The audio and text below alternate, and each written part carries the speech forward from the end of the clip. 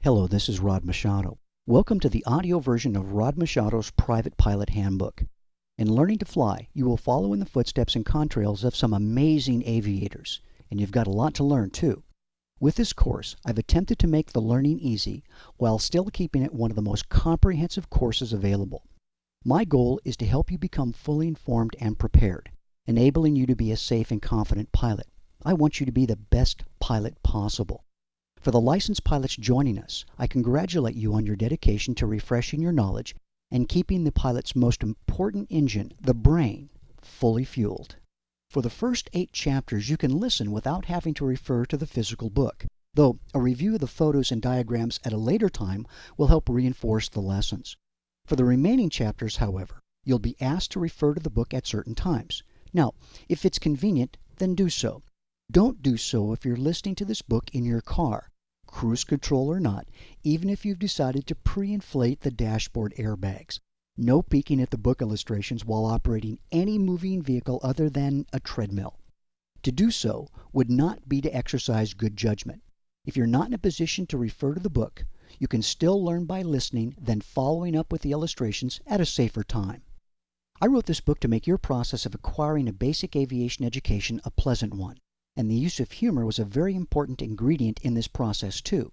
In addition, you're lucky to have as your narrator Captain Phil Hewitt. After 3 years of writing this book and drawing every illustration, I wouldn't trust the reading of the text to just anyone. Captain Hewitt has a PhD in aviation and is a highly experienced pilot, flight instructor, and world traveler in addition to being a gifted musical composer. We met in our teens while pumping avgas at a flight school to pay for our various pilot ratings, and we continue to be the closest of friends. When Phil reads I to you, the I will actually be me, not him. Well, you know what I mean. You're sure to find Phil's voice friendly and warm. His British accent will no doubt be soothing and familiar to your ears as if you've known him for nearly a lifetime, as I have. Later, you can learn a little about our teen flying adventures on my CD Laugh and Learn series, What They Didn't Teach You in Flight School. You're in for an additional treat as you'll be introduced to another of my pilot buddies. Impressionist and comedian Alec Cody, who has worked the comedy club circuit nationwide, will pop in from time to time, reading in the voices of the rich, the famous, and the funny characters from pop culture. Alec is also a highly experienced flight instructor who uses his assorted impressions to keep his students laughing and learning in the classroom as well as the cockpit. Airplanes, airplanes, airplanes. Few words in the English language seem to embody as much fun, adventure, reward, and pleasure. That's what flying is all about, isn't it? I'm pleased to be part of your first steps into the wonderful world of flying.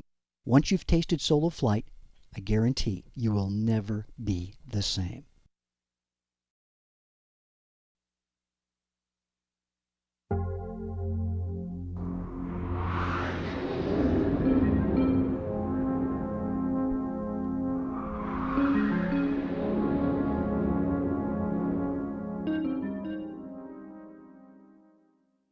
Chapter 1. Aeroplane Components. Getting to know your aeroplane. Let me take you on a short tour of a few typical general aviation aeroplanes. General aviation is the term often used for private flying. I want you to become familiar with the basic parts of these airplanes and the common terminology you're likely to encounter at the airport and in the cockpit. Before starting the tour, let me say that while almost everything I'll point out can be found on almost every aeroplane you're likely to fly, there are always exceptions. Be flexible. The wings are. Airplanes are like people, sort of. They come in all sizes, shapes, and colors. But looks really can be deceiving. Airplanes are more similar than they are different. We'll examine several varieties in this chapter. Think of an airplane as a cigar with 2 Hershey bars on the sides, a propeller beanie cap on the front, and a tail at the back, and you'll have the general picture. The rest of this is just details. Let's begin at the beginning, with the propeller. Most general aviation aeroplanes have propellers of some shape or form. When spun by the engine, the propeller produces thrust, which propels, as in propeller, the aeroplane forward. Atop the prop sits the spinner, a generally cone-shaped piece of metal which deflects air slightly, encouraging it to enter the engine cowling, where it helps cool the engine. Engines are by nature hotheads, and most airplane engines typically depend on air, rather than water as in your car, to keep them cool. Some airplanes do use water for engine cooling. The Katana is a good example. Look down at the feet, not yours, the airplane's. If it's like most modern general aviation airplanes, your aircraft has 3 rubber feet attached to sort of spindly legs. This is referred to as tricycle gear, and has nothing to do with your need for trainer wheels. The front foot is the nose gear. The long, leggy thing above the nose gear rubber tire is the strut, or oleo, a piston within a cylinder. It acts to absorb the abrupt bounces you encounter while shuttling to and from the runway, as well as the shock of being dropped to the ground after landing. The nose strut's major function is to help steer the airplane on the ground, which you accomplish by applying pressure on the bottom part of the rudder pedal inside the cockpit. The top part of the rudder pedal is generally the brakes. That's right. You steer an airplane that's on the ground with your feet. We instructors get a nostalgic kick out of watching first-time students taxi an airplane, maneuver it on the ground. Who doesn't remember frantically whipping the control wheel back and forth in utter amazement as nothing happens? During my first taxi attempt, I remember looking at my instructor like I looked at the DMV lady when she asked if I wanted to donate any of my organs, not realizing she meant after the accident. This demonstration, more than anything else, disabuses the pilot novitiate of the idea that learning to fly is just like learning to drive a car. It isn't. Please note that you do not, intentionally at least, ever land on the nose gear. When your instructor asks how many landing gear an airplane has, he or she doesn't mean to imply that you land on all 3 at the same time. You land on the 2 main gear, then, gently we hope, lower the nose gear.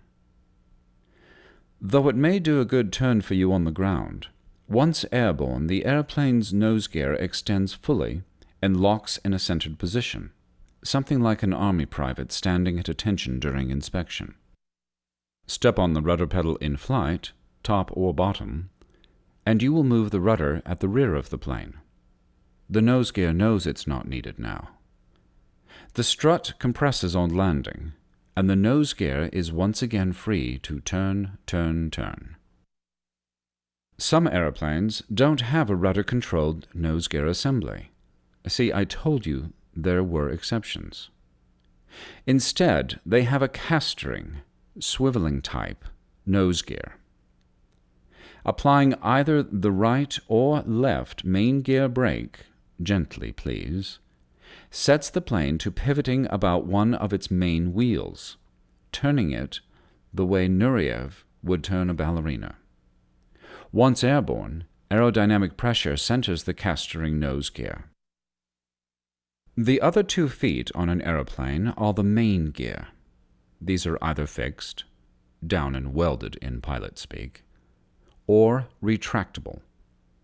A fixed gear causes drag in flight, which slows an airplane, but it's simple, reliable, inexpensive to maintain, and is always there when you need it. A retractable gear plane is more efficient because the gear is tucked up, reducing drag and allowing it to fly faster for a given amount of power. The pilot, however, is responsible for remembering to put the gear back down again before landing. Forget to put it down, and the gear will not be there when you need it. This is very hard on the underside of the aeroplane, the runway, the passengers, and your pocketbook.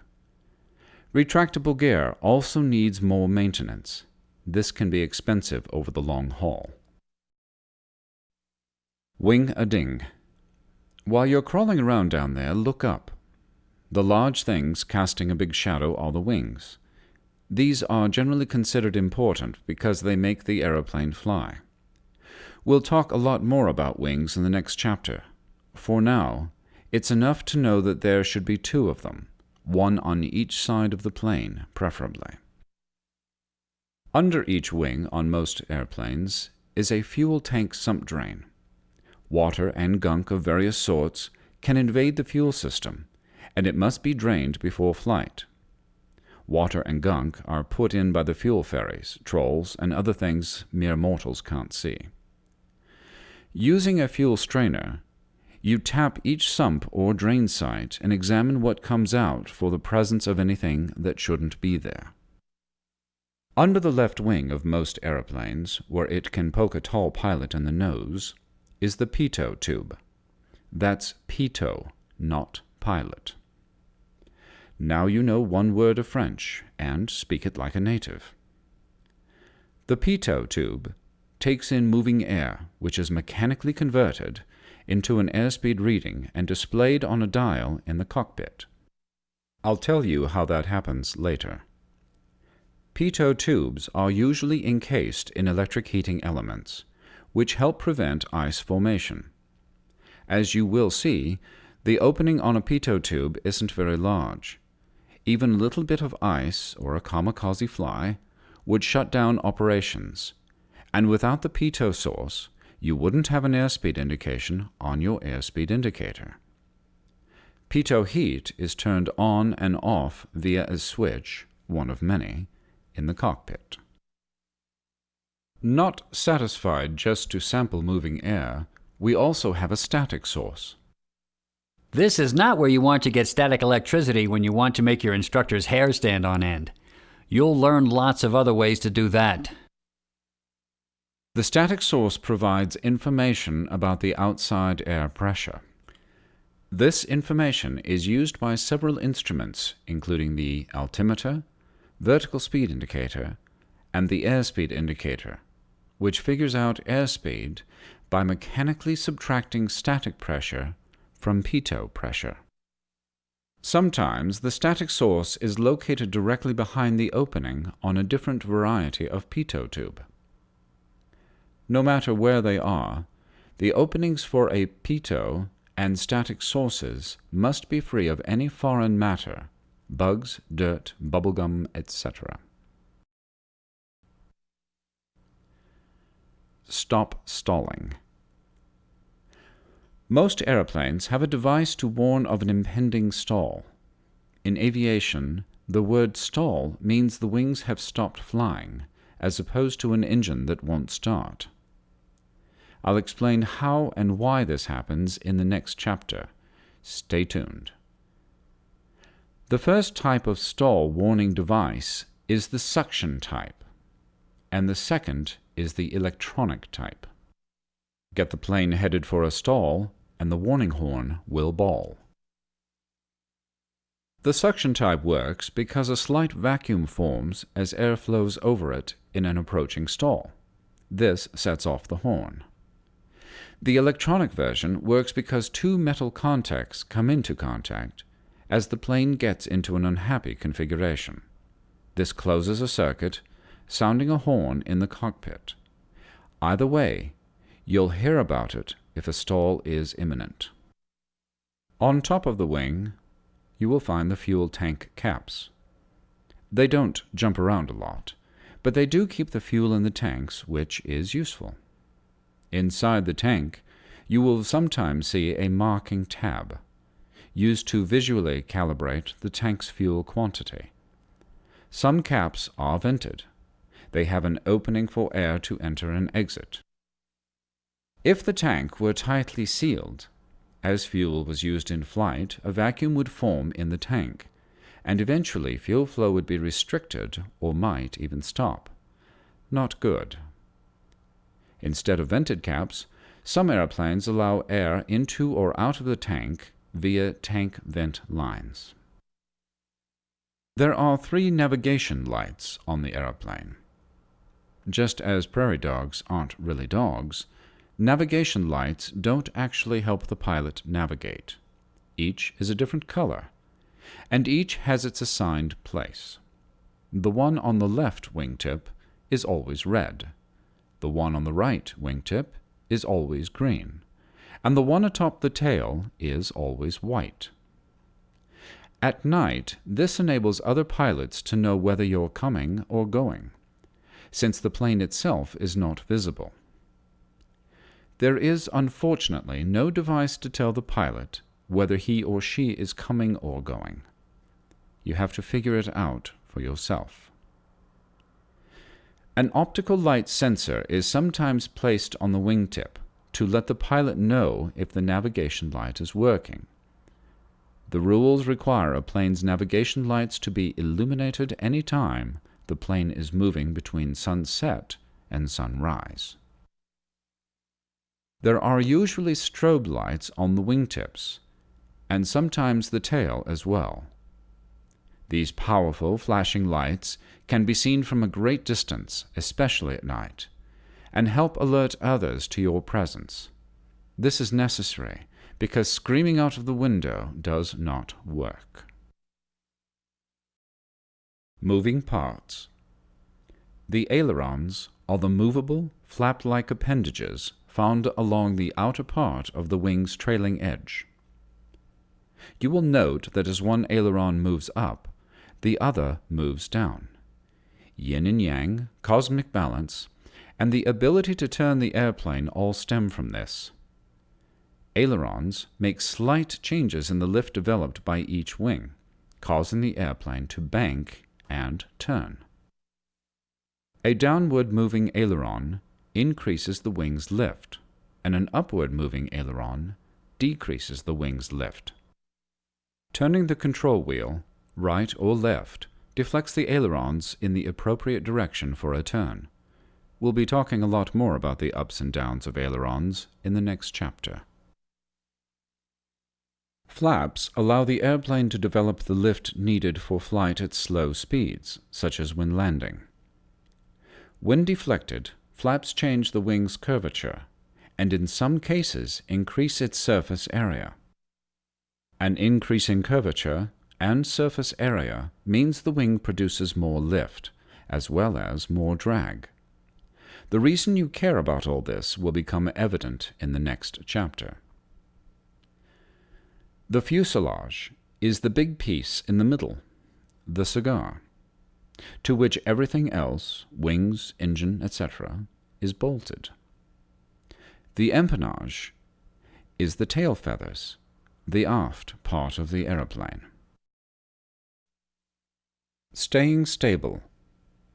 The empennage is home to the vertical and horizontal stabilizers. The horizontal version has a movable surface, the elevator, connected to it. Forward or aft movement of the control wheel or control stick in the cockpit deflects the elevator.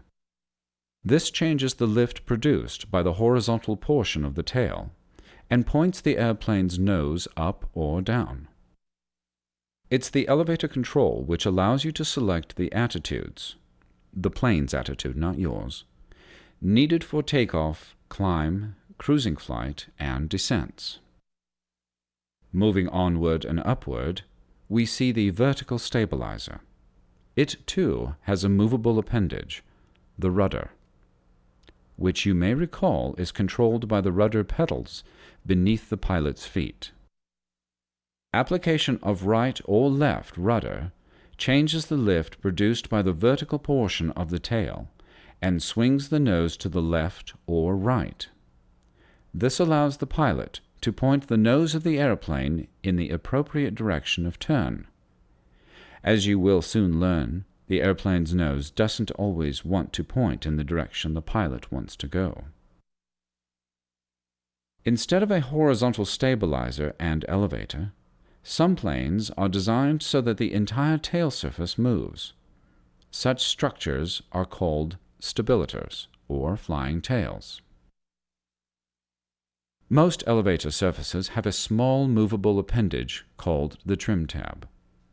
Turning the trim wheel in the cockpit moves the trim tab, which accomplishes aerodynamically what the pilot would otherwise have to do through brute force in order to maintain a desired pitch attitude. Antenna Farm Deluxe. Airplanes, like police cruisers, are virtual antenna farms. Atop the tail, you will probably see two VOR antennas. VOR stands for Very High Frequency, Omnidirectional Range, a navigation system that depends on receiving signals from ground stations. A variety of other antennas, usually mounted on top of the fuselage, permit communication with controllers on the ground and with other aircraft. More on antennas later. Back up front.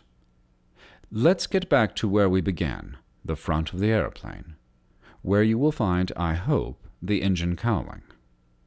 Some airplanes have engine cowlings that can be easily opened for inspection before every flight. Unfortunately, many modern general aviation airplanes have only a small pop-open door through which you try and peer to see if everything under the hood is good. The experience is something like looking inside a Coke can through the pop top in the dark. It's through this door that you can generally check for adequate engine oil, using a dipstick much like that of a car, and drain a sample of fuel from the lowest engine point to check for contamination before taking to the air. Checking the fuel is a simple procedure. You pull on a lever, usually adjacent to the dipstick, which activates a quick drain valve. Fuel drains onto the asphalt, although you should try to capture it in a sampling container. This makes it easier to detect the presence of water. Some airplanes have a different version of a fuel strainer. These airplanes allow the sampling of the fuel strainer's contents by a valve located outside of the cowling. Most general aviation airplanes have 3 drain valves, one for each of the 2 fuel tanks and one for the fuel strainer, while more complex aircraft have 5 or more drains. Entering the cockpit, aka the front office, you will see a wide, actually bewildering, array of instrumentation. Each instrument or item has a specific name and serves an important purpose. This includes the plastic cup holders if your airplane is so equipped. Before long, you will become intimately familiar with each item. It may look overwhelming at first, but within a few hours of starting to fly, you will be right at home with all these tools of the trade. Then you can bring your friends out and dazzle them with your knowledge. This is part of the thrill of aviation. Now that we've become somewhat familiar with the airplane and its components, it's time to take a look at what makes an airplane fly. The science of aerodynamics is fundamental to the safe operation of any airplane. Since safe operation is really the only kind that makes a whole lot of sense when you're talking about airplanes, let's find out what's keeping you up in the air. At this time, it is recommended that you refer to the photographs and illustrations in Chapter 1 of Rod Machado's Private Pilot Handbook.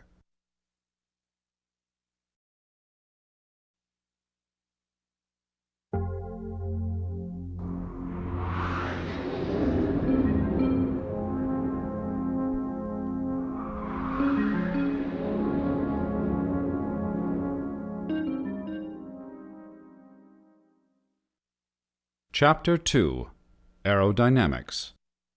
The wing is the thing. We often use mechanical equipment without completely understanding how it works. Don't take my word for that.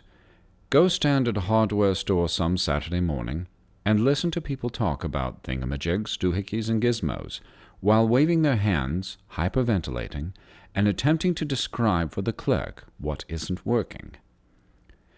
Do you think Aunt Maud understands why her toaster toasts?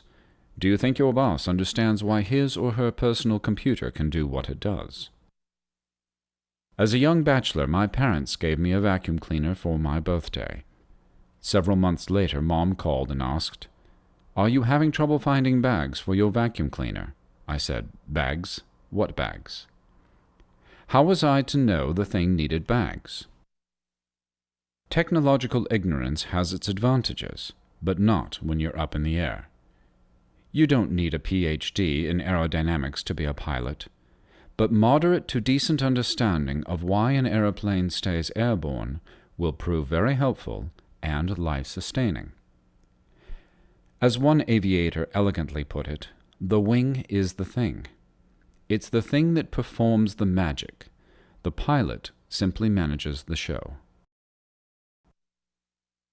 May the four forces be with you. Yoda, the transcendental handheld philosopher from the Star Wars movie trilogy, frequently dispatched Luke Skywalker with the benediction, "May the Force be with you." In aviation, there are four forces, and they are always with us, whether Yoda or your flight instructor intervenes or not. Under Yoda's tutelage, Luke extracted from Mother Nature the mightiest of her secret powers. Aeronautical engineers, taller, without green complexions, blanketed with pocket protectors, do the same. Designing aeroplanes to create a compromise among the four forces. This results in the ability of your trusty aeroplane to fly. Compared to crafting this compromise, settling the Middle East conflict is novice-level work. The four forces, lift, weight, thrust, and drag, are present any and every time a plane is airborne. Your job as a pilot is to manage the resources available in order to balance the four forces. Learning to fly is really learning to manage the four forces. Almost everything you do in the cockpit will result in making a change to one or more of these forces. Let's see what they're all about. Lift is the upward acting force created when an airplane's wings move through the air. Forward movement produces a slight difference in pressure between the wing's upper and lower surfaces. This difference becomes lift. It's lift that keeps an airplane airborne. I discovered how lift works at 4 years of age, during my very first visit to church. The collection plate passed in front of me, and I picked out a few shiny items. My grandfather chased me around the pew, and I thought, wow, church is fun. Picking me up by my sweater, Grandpa held me suspended 4 feet off the ground and toted me outside. It was the lift from Grandpa's arm, precisely equaling my weight, which kept me airborne. Wings do for the airplane what Grandpa's arm did for me: provide the lift to remain aloft. Weight is the downward acting force. It's the one force pilots control to some extent by choosing how they load the aeroplane. With the exception of fuel burn, the aeroplane's actual weight is difficult to change in flight. Once airborne, you should not be burning cargo or acquiring extra passengers. In unaccelerated flight, when the airplane's speed and direction are constant, the opposing forces of lift and weight are in balance. Thrust is a forward-acting force produced by an engine-spun propeller. For the most part, the bigger the engine, meaning more horsepower, the greater the thrust produced and the faster the airplane can fly, up to a point. Forward movement always generates an aerodynamic penalty called drag. Drag pulls rearward on the airplane and is simply the atmosphere's molecular resistance to motion through it. In plain English, which pilots and engineers rarely use, it's wind resistance. Daniel-san, always remember, few things are free with Mother Nature. As Confucius might say, man who gets something for nothing, not using his own credit card. Thrust causes the airplane to accelerate, but drag determines its final speed. As the airplane's velocity increases, its drag also increases. Due to the perversity of nature, Doubling the airplane's speed actually quadruples the drag. Eventually, the rearward pull of drag equals the engine's thrust, and a constant speed is attained. My high school VW Bug knew these limits well. It's called a bug because it's the largest thing you can hit without totaling the car. The Bug's forward speed is limited by its engine size.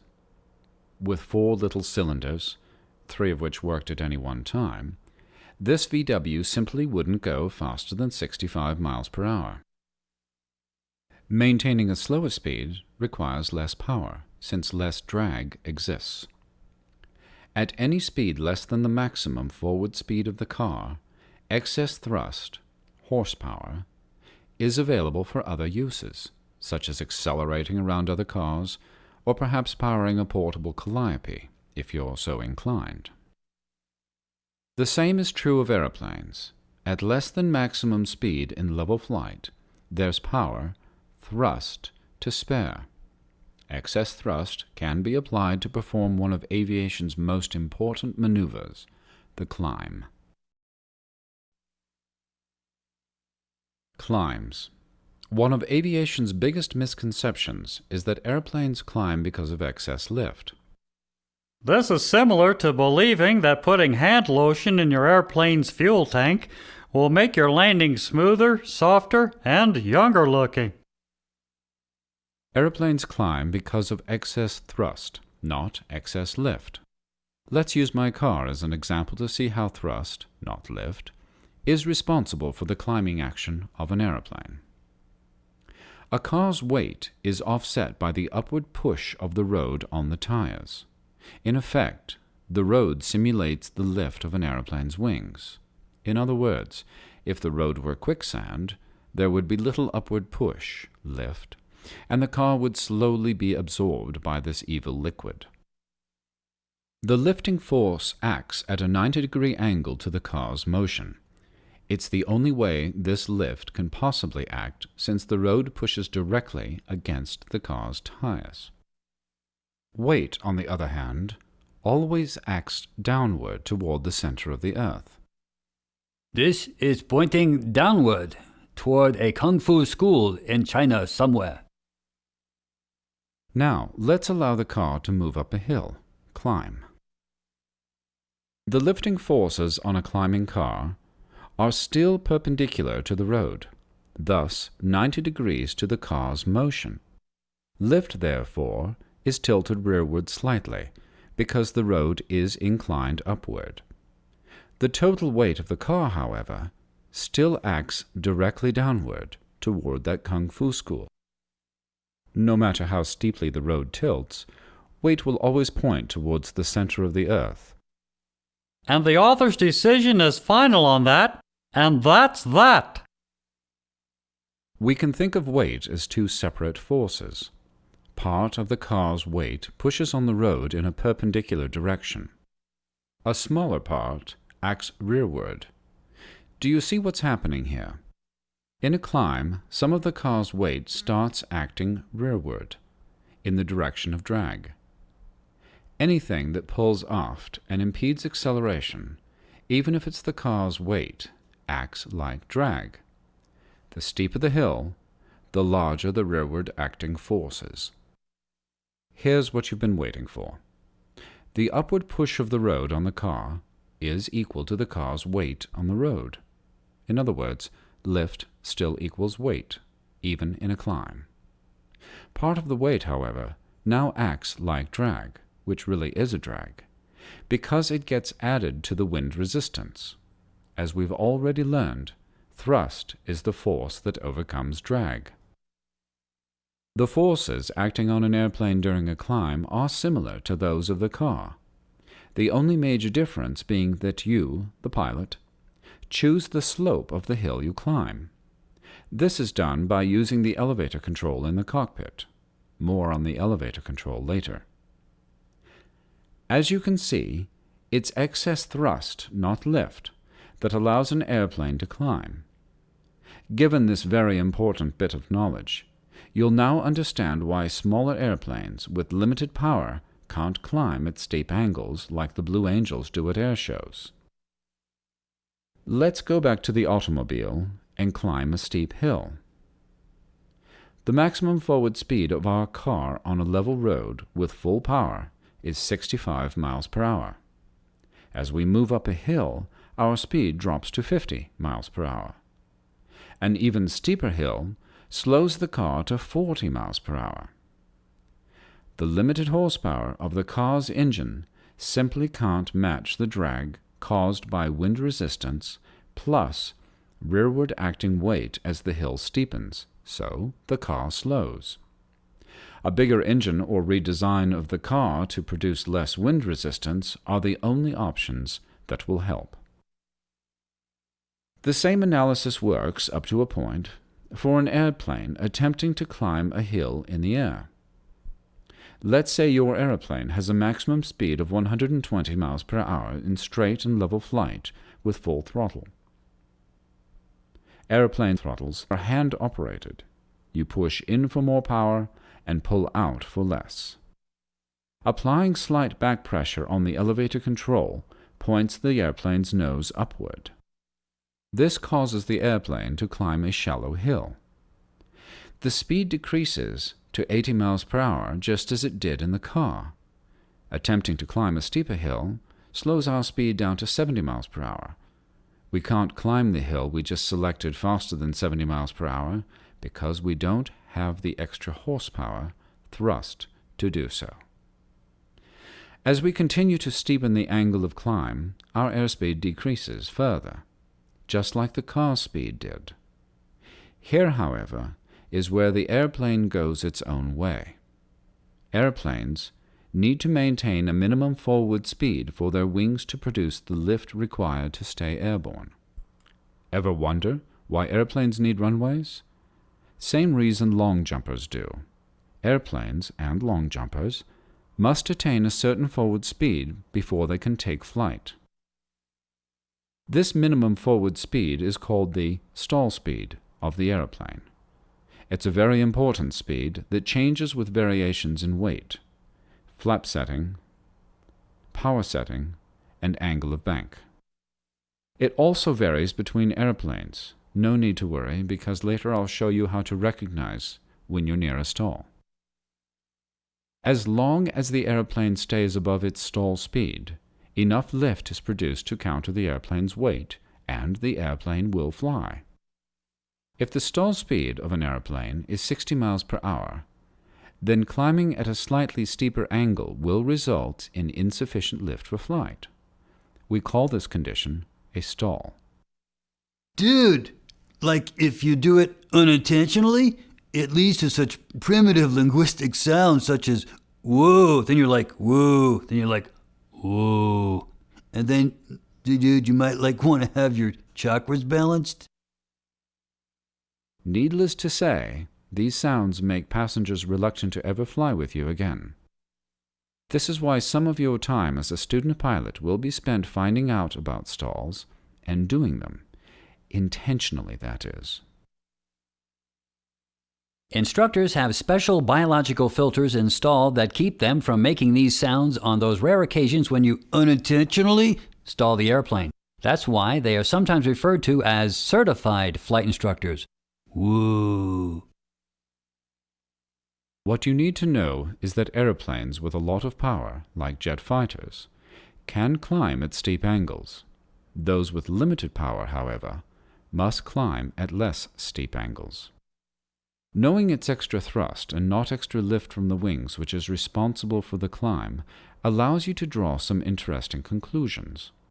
For instance, anything that causes the engine to produce less power prevents you from achieving your maximum rate of climb. Among the things resulting in less power production are high altitudes and high temperatures. More on these factors a bit later. At this point, you should be asking an important question.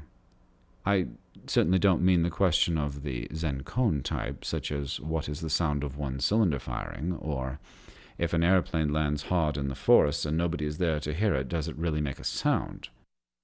A good question for you to ask is, how can I determine the proper size hill for my aeroplane to climb? Let's find out. Aeroplanes have specific climb attitude, steepness of hill, which offers the best of all worlds, optimum climb performance, while keeping the aeroplane safely above its stall speed. You can determine the proper climb attitude for your airplane by referring to its airspeed indicator.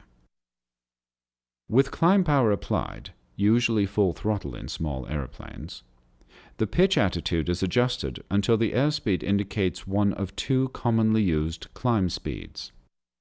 These speeds are known as the best angle of climb or the best rate of climb airspeed. The best angle of climb provides the greatest vertical gain in height per unit of forward travel. The best rate of climb provides the greatest vertical travel per unit of time. You select best angle when you need to get up in the shortest possible distance, usually to clear an obstacle. You choose the best rate of climb to gain the most altitude per minute. Let's put this in concrete terms. Say there's a concrete tower 750 feet high, half a mile off the end of the runway. You definitely want to be above 750 feet at 1/2 mile out. And you don't really care how long it takes you to get there. Your choice is best angle of climb. Under normal circumstances, you will climb at the best rate of climb speed, or a bit faster. Sometimes pilots climb at airspeeds slightly faster than the two reference airspeeds, when better over-the-nose visibility is required. Raising the nose of the airplane results in a slower airspeed. Lowering it picks up the pace. Where you place the nose, how steep you make the hill, determines what happens on the airspeed indicator. Unlike the ground-bound world, pilots decide how steep the hills in the air are going to be, within limits, of course. With just a little experience, you'll be able to determine the correct size hill, nose-up attitude, by simply looking out the front window, instead of having to rely solely on the airspeed indicator. When I was a student, any specific airspeed was the one place on the dial where the pointer never went.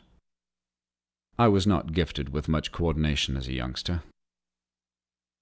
Rod's reflexes were so slow that he was almost run over by two guys pushing a car with a flat tire. He's a living exhibit that one can be a competent pilot even without the coordination reflexes of a 13-year-old gymnast. Descents. While engine power moves a car uphill, gravity pulls it down.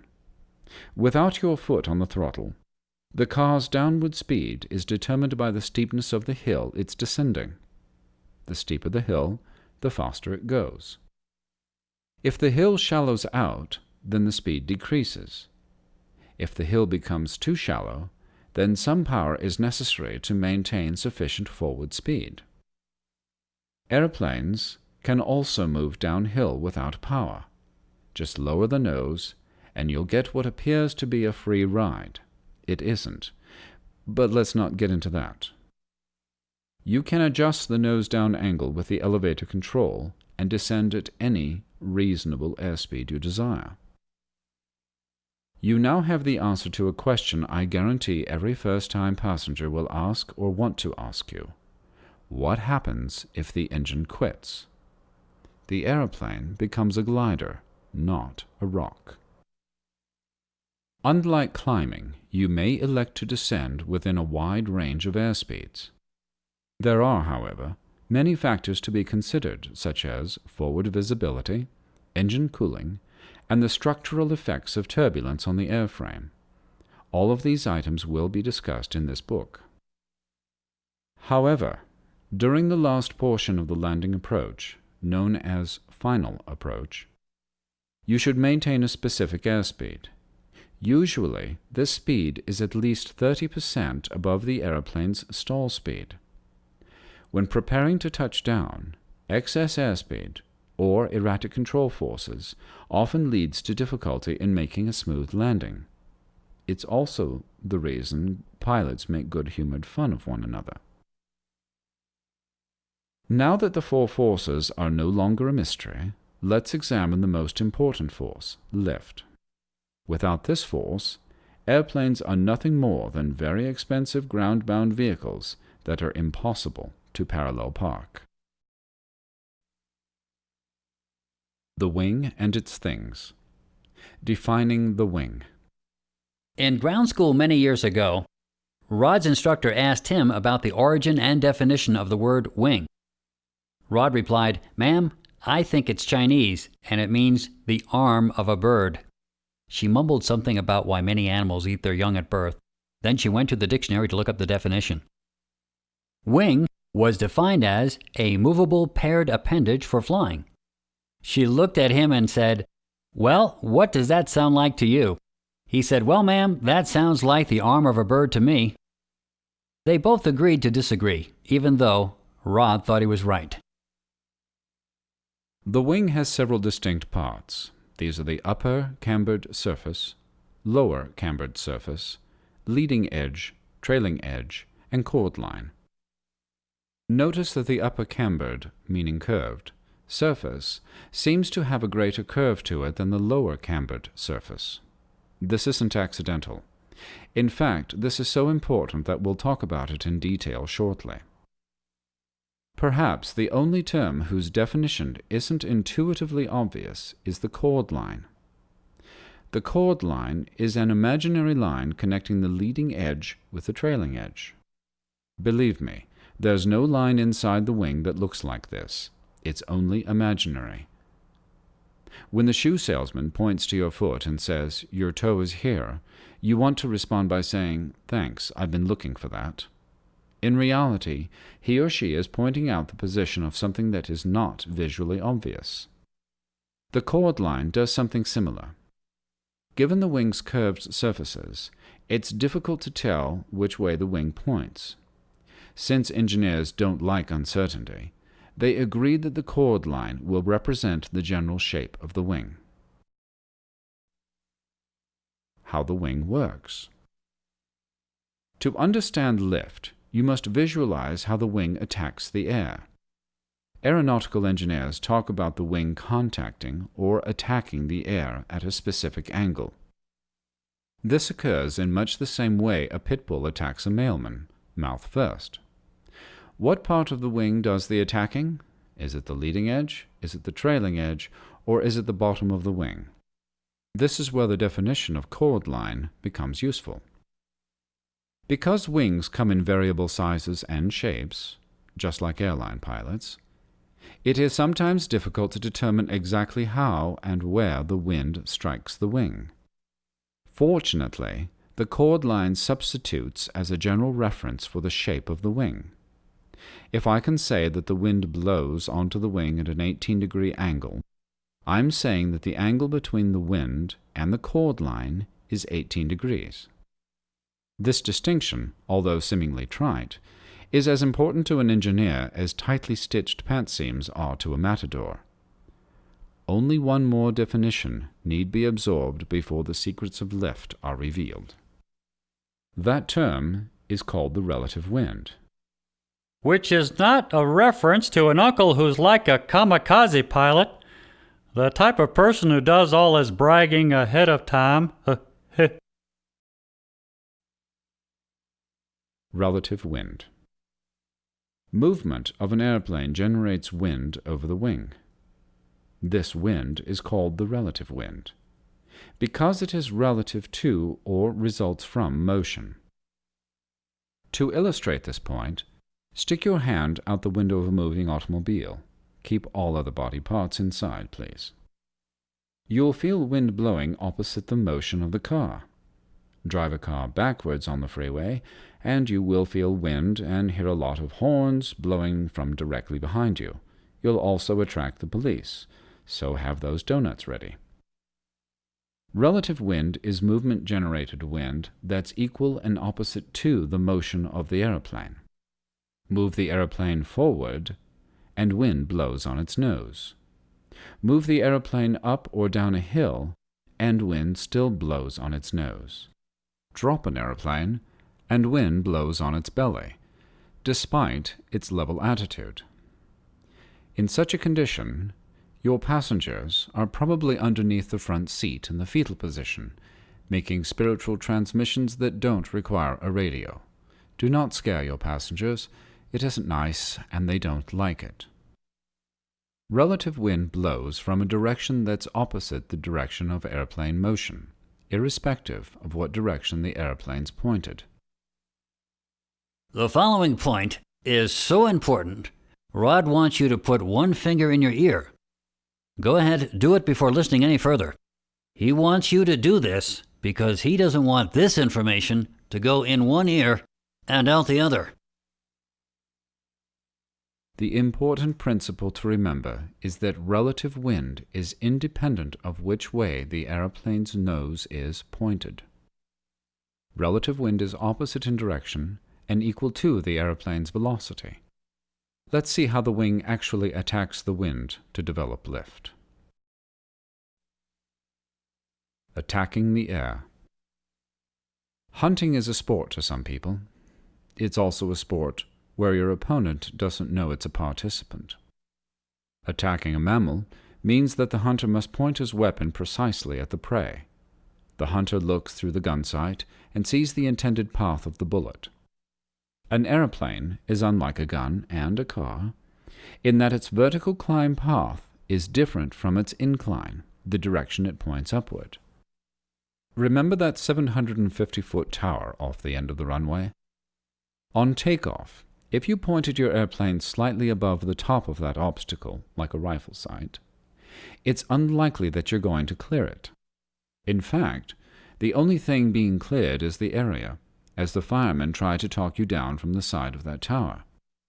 Remember, airplanes with limited thrust have shallower climb paths, unlike some fighter jets. The most important principle to understand here Put that finger back in the ear. Is that the nose, therefore the wing, can be pointed on an incline that's different from the actual climb path. An angle exists between the amount the wing is inclined and its climb path. You'll soon see why. Remembering that the relative wind is always equal and opposite to the flight path, it's more precise to say that an angle exists between the chord line and the relative wind. This angle is known as the angle of attack. If the chord line of an aeroplane's wing is making a 5-degree angle to the relative wind, the wing's angle of attack is 5 degrees. The greater the difference between the wing and the relative wind, the greater the angle of attack. And as you're about to see, the wing's lift is directly associated with its angle of attack. How lift develops. The wing is the ultimate air slicer, as powerful as any Ginsu knife, samurai sword, or karate chop. It's a precision device for slicing air in a very specific way. Wings are expressly built to plow through air molecules, separating them either above or below, while offering little resistance in the horizontal direction.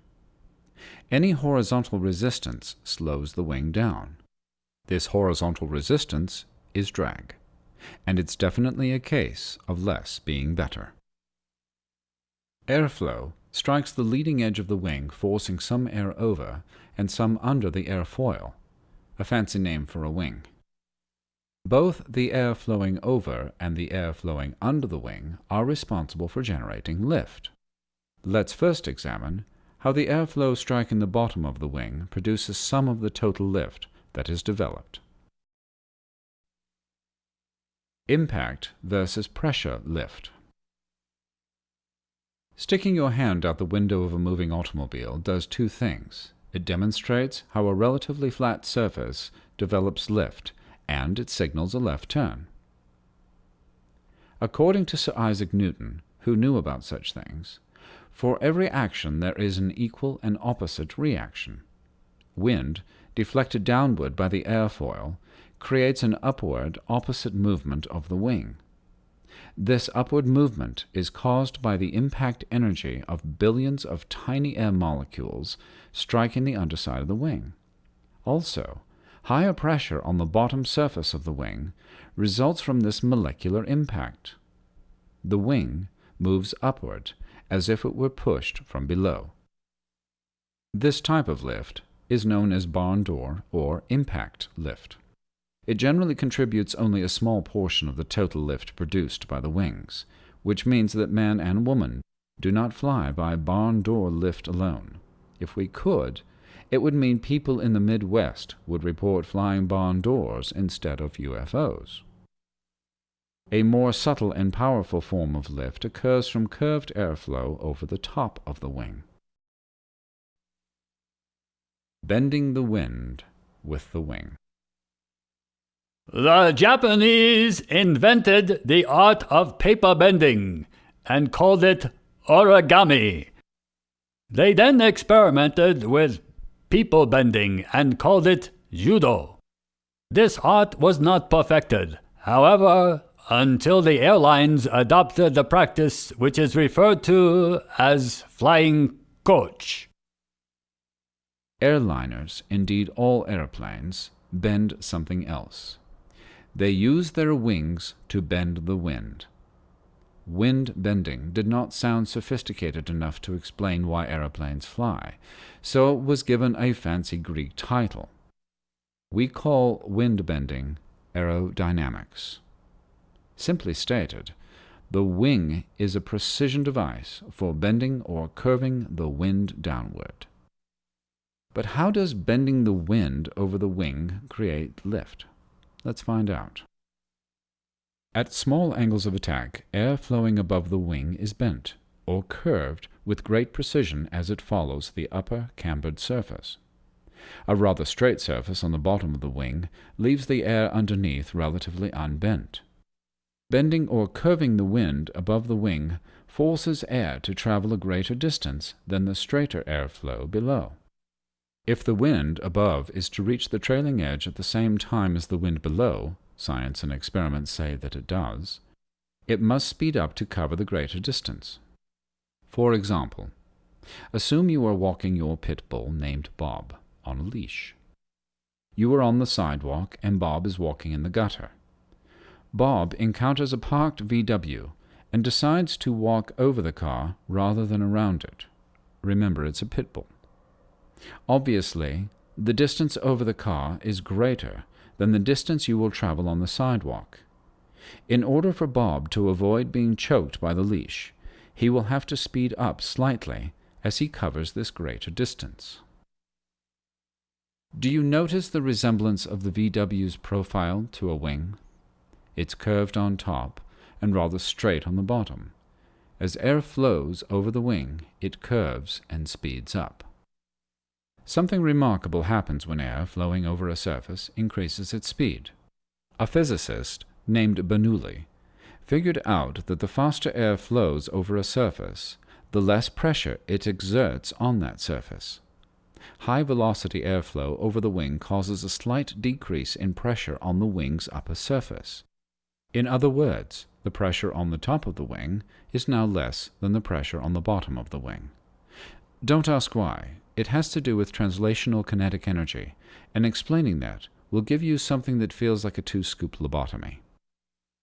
Known as Bernoulli's principle, this wonderful trick is what keeps airplanes from being large and expensive doorstops.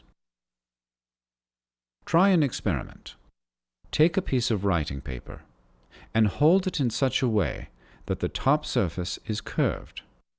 With a little imagination, you can see how the bent paper is similar in appearance to the wing's upper cambered surface. Blow over the top of the paper. What happens? The paper should rise upward. 100 years ago, the Indians would have made you the chief of the tribe for this magic demonstration. Increasing the velocity of air over a surface reduces the atmospheric pressure on that surface. This means you have low pressure above the wing and high pressure underneath. Since high pressure always moves towards low pressure, the wing, which just happens to be in the way, is pushed upward in the process. Bernoulli's principle is responsible for the majority of lift developed by the wings of most small airplanes.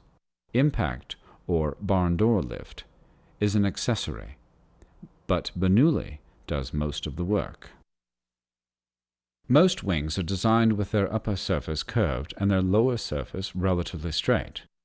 Because of the wing's shape, even at a very small angle of attack, a cambered wing still adds a slight curve and acceleration to the wind. This produces the lift you learn to love, particularly if you think an airplane should fly. There are more wing shapes than there are body shapes at a Weight Watchers convention. Each shape has its own lift and drag characteristics. They all serve one purpose, generating lift. Sometimes, however, the engineered shape of the wing all by itself can't produce the necessary lift for flight. In these cases, the angle of attack becomes the major player in lift production. Angle of attack and the generation of lift. During takeoff on a commercial airliner, have you ever noticed that the pilot always raises the nose slightly to begin the climb after attaining a minimum forward speed? This is called rotation, and it isn't something done to the airplane's tires. As the airplane accelerates for takeoff, it eventually reaches a sufficient speed to begin flying. At this relatively slow speed, however, the wing's engineered curve isn't capable of curving or deflecting enough air downward to produce the necessary lift for flight. This is why the airplane doesn't hop off the ground like a grasshopper that just landed on a hot barbecue. The pilot must do something extra to add an additional curve to the wind. Raising the nose slightly increases the angle of attack.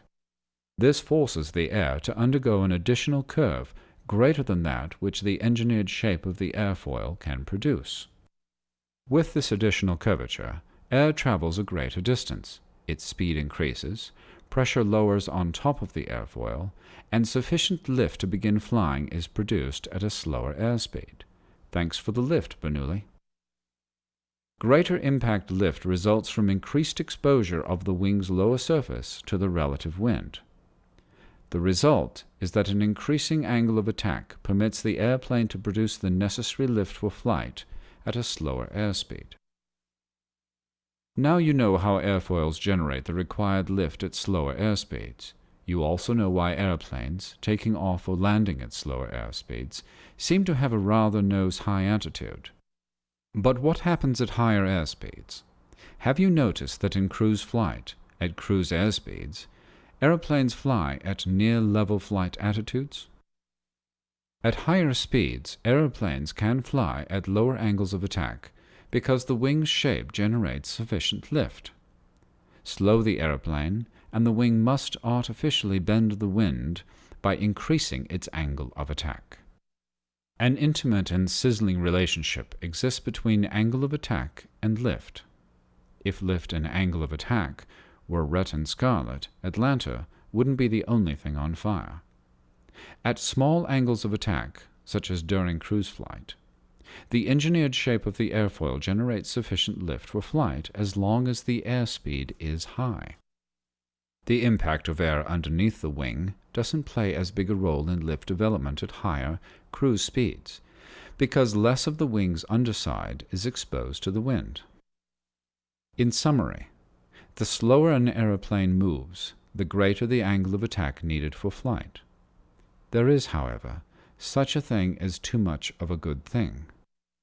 Bend the air too much, and instead of flowing smoothly over the wing and creating lift, it bubbles and burbles and pretty much fails to be very uplifting.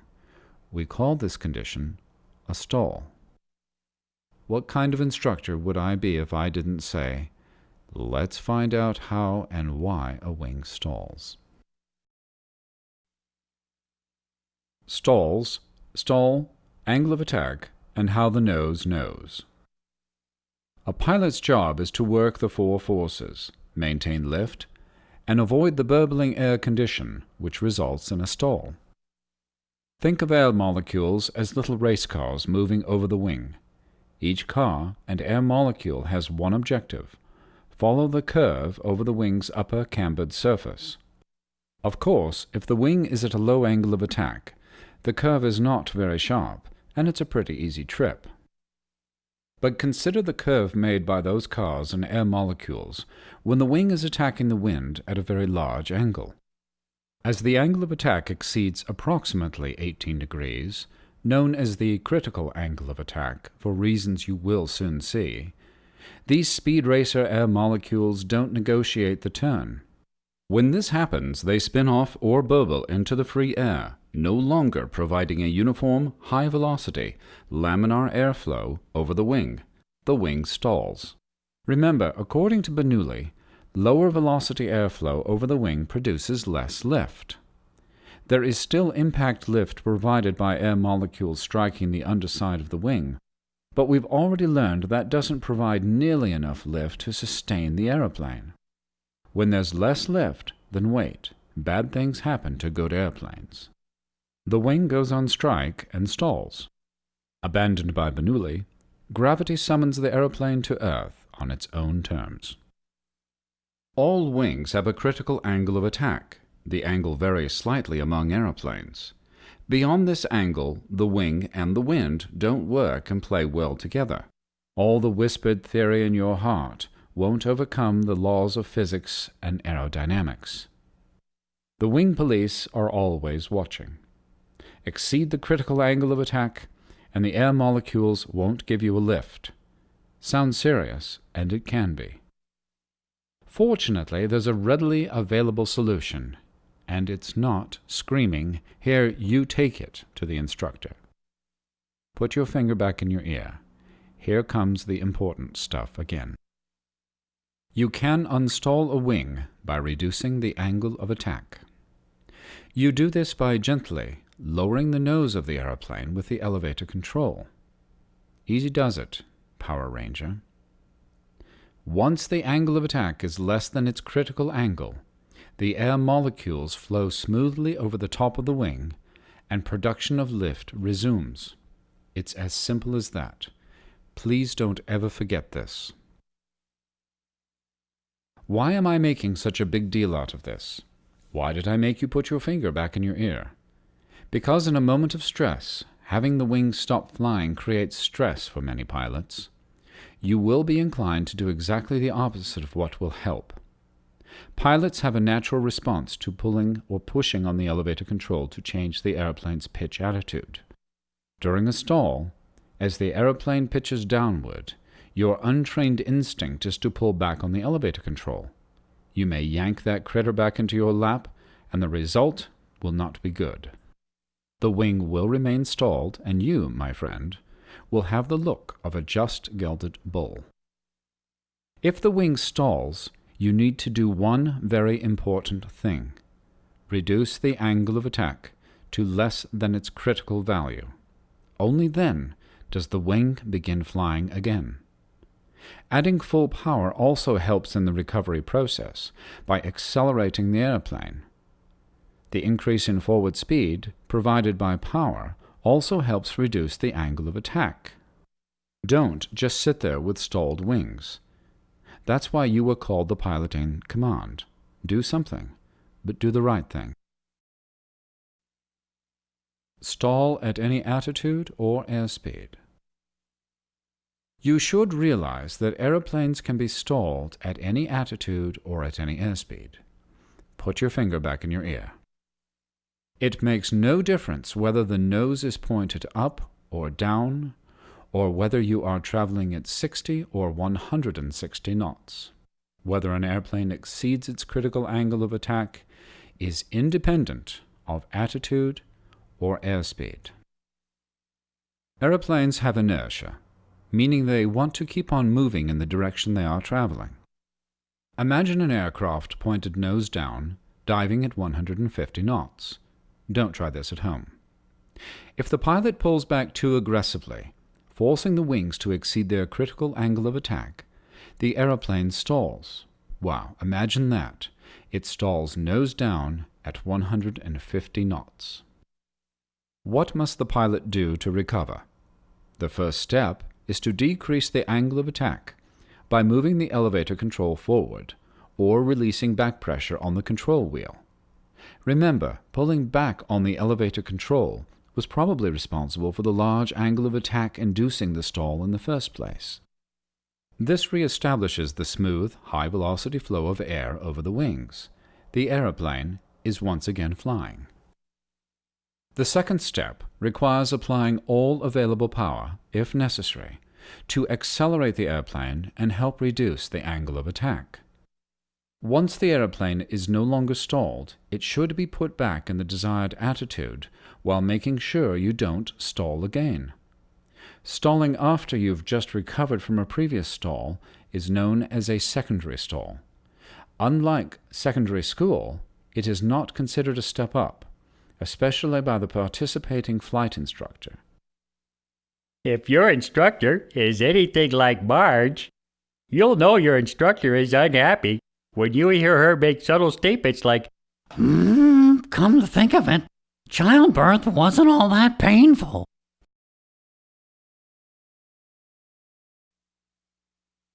Stalling an airplane intentionally at a safe altitude is actually fun, or at least educational. Stalls are relatively gentle maneuvers in most airplanes. Stalling an airplane close to the ground, however, is serious business, because it is usually not an intentional act. During flight training, you'll have ample practice in stall recovery. Managing a stalled airplane is one thing, managing your natural instincts another. For example, a typical stall trap you could literally fall into involves a high sink rate during landing. While on approach, you might apply back pressure on the elevator, attempting to shallow the descent. If you exceed the critical angle of attack, the aeroplane will stall. The runway now expands in your windshield like a low-orbit view of a supernova. If you follow your untrained instincts and continue to pull backwards on the elevator, the stall deepens. Trained pilots know better.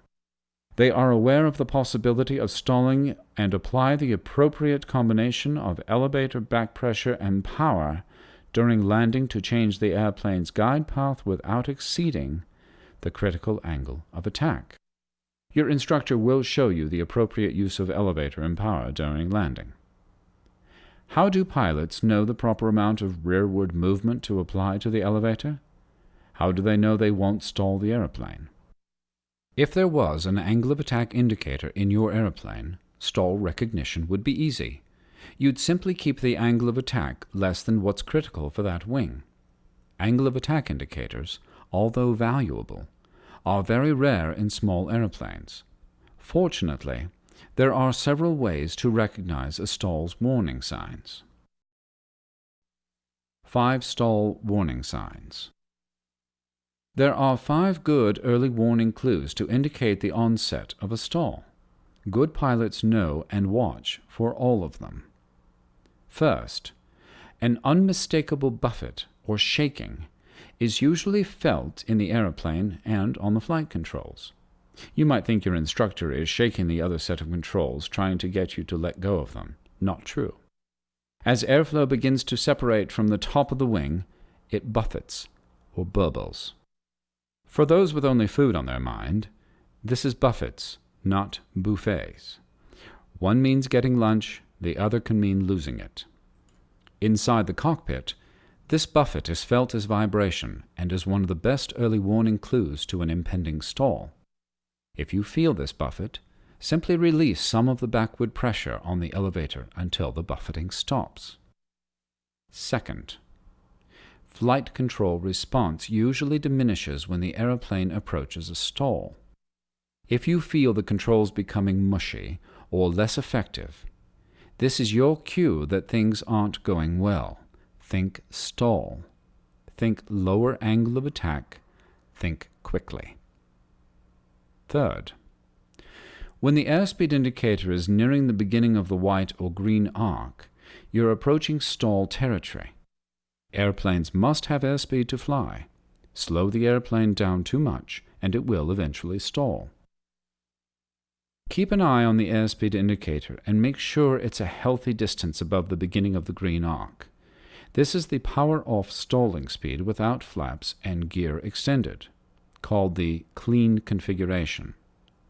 When approaching to land, the usual recommendation is to keep the airspeed at least 30% above stall speed. This gives you room to accommodate slight, unexpected variations in airspeed caused by poor technique or wind shear. A good visual clue indicating slow speed is when cars on the road below are moving faster than you are at rush hour. Fourth, a distinct difference in sound occurs when approaching a stall. When I was taking lessons, this sound usually came from my instructor yelling, "Lower the nose, goofball, lower the nose." When airflow strikes the airplane at higher angles of attack, it often makes a different but recognizable sound. Fifth, all modern aeroplanes have stall warning horns or lights. These tattletale devices activate a few knots above stall speed and provide an excellent pre-stall warning when they're working and when the pilot's listening. On some aeroplanes, it's difficult to test the stall warning horn during the pre-flight walk-around. That means you won't know it's not working until you need it. You will also be surprised by what you can ignore while concentrating on the radio, your instructor, or the pretty colors on all the gauges. That's why you must use all the clues, not just one or two. Aside from these 5 basic stall warning signs, the seat of your pants provides an additional clue. Let me explain. Stalling speed, G-whiz, and G-force. Ever watched somebody use a personal computer when something goes wrong? What's the first thing they do? They repeat what they just did, as if the electrons might go with a different flow the second or third time around. Computers are highly predictable, and so are aeroplanes. For instance, when the weight of an airplane increases, the aircraft will stall at higher speeds. That's right, every time. Son of a gun. Let's assume that a lightly loaded airplane begins flying at 42 knots, when the angle of attack is slightly less than its critical value. At 42 knots, just enough lift is developed to equal the airplane's weight, although the airplane is on the verge of a stall. An increase in weight means the wings must develop more lift to remain airborne. Certainly, the airplane won't fly at or beyond its critical angle of attack, 18 degrees for this airplane, since this is the built-in design limit of the wing. Under these conditions, the only way a heavier airplane can develop more lift is to move forward at a slightly faster speed. A heavier airplane, in our example, might need a minimum forward speed of 48 knots before the wings develop enough lift to equal the increase in weight. The critical angle of attack at which the wing stalls never changes, but the minimum speed at which the airplane begins flying does change. If the airplane is heavier, it stalls at a higher speed. The converse is also true. Lighter weights mean slower stall speeds. I don't want to give you the impression that we start climbing during the takeoff once we're at or slightly above the airplane's stall speed. That's not true. We normally accelerate to a safe margin above stall speed, 30% or more depending on what your flight instructor recommends, then climb. Here's the question that wins a free pizza. Is it possible to make the airplane think it weighs more without adding any weight to it? May I have the envelope, please? The answer is yes. Mushroom, no anchovies, thank you. Gee whiz, you're probably saying. No, not gee whiz, but simply G. Think back to the last time you were on a roller coaster. On the straightaway, all you felt was speed. Turns, however, forced you down in the seat. You experienced an increase in your apparent weight when turning because of something known as centrifugal force. This is the same force that makes you feel you might fall out of the car while turning if your seatbelt isn't fastened. Because aeroplanes bank, like cars on a banked road, centrifugal force and gravity pull you down in your seat. You and the aeroplane can expect to feel this apparent increase in weight during a turn. The wings don't know what's causing the aeroplane to feel heavier, and frankly, my dear, they don't give a darn. They only know that it's getting heavier. The steeper the turn, the greater the centrifugal force, and the more you and the aeroplane appear to become heavier. This force is often called G-force. Perhaps it was so named because the students often say G whenever they feel their apparent weight increase. The term the pocket protector set, or engineers use for the G-force, is load factor. We'll use both terms synonymously. Load factor increases as a function of bank. A 60-degree bank produces 2 Gs. This means you and the aeroplane feel twice as heavy as you actually are. If the aeroplane weighed 2,300 pounds, its structure is required to support 4,600 pounds in a 60-degree bank at a constant altitude. Here is the most important point about increasing the G-force. Finger in the ear again. If the aeroplane feels twice as heavy as it actually is, then the lift must be double if the aeroplane is to maintain altitude. How can you increase lift? Creating a larger angle of attack by applying elevator back pressure, going faster by increasing the power, or a combination of both will increase the aeroplane's lift production. During steep turns, you typically apply back pressure on the elevator control while attempting to maintain your altitude. This increases your angle of attack and increases lift to compensate for the increasing G-force. Prior to entering a slight bank at an airspeed of 100 knots, the aeroplane's angle of attack was 4 degrees. With a slight bank, back pressure is required and the angle of attack increases to 6 degrees. The increased angle of attack provides an increase in lift, but it also exposes more of the wing's underside to the airflow and increases drag. Now the airspeed drops to 93 knots. As the angle of bank steepens, the angle of attack must be increased to maintain altitude. The airspeed continues to decrease because of the increased drag. If you were paying attention back in the stall department, you can see where this flight is going.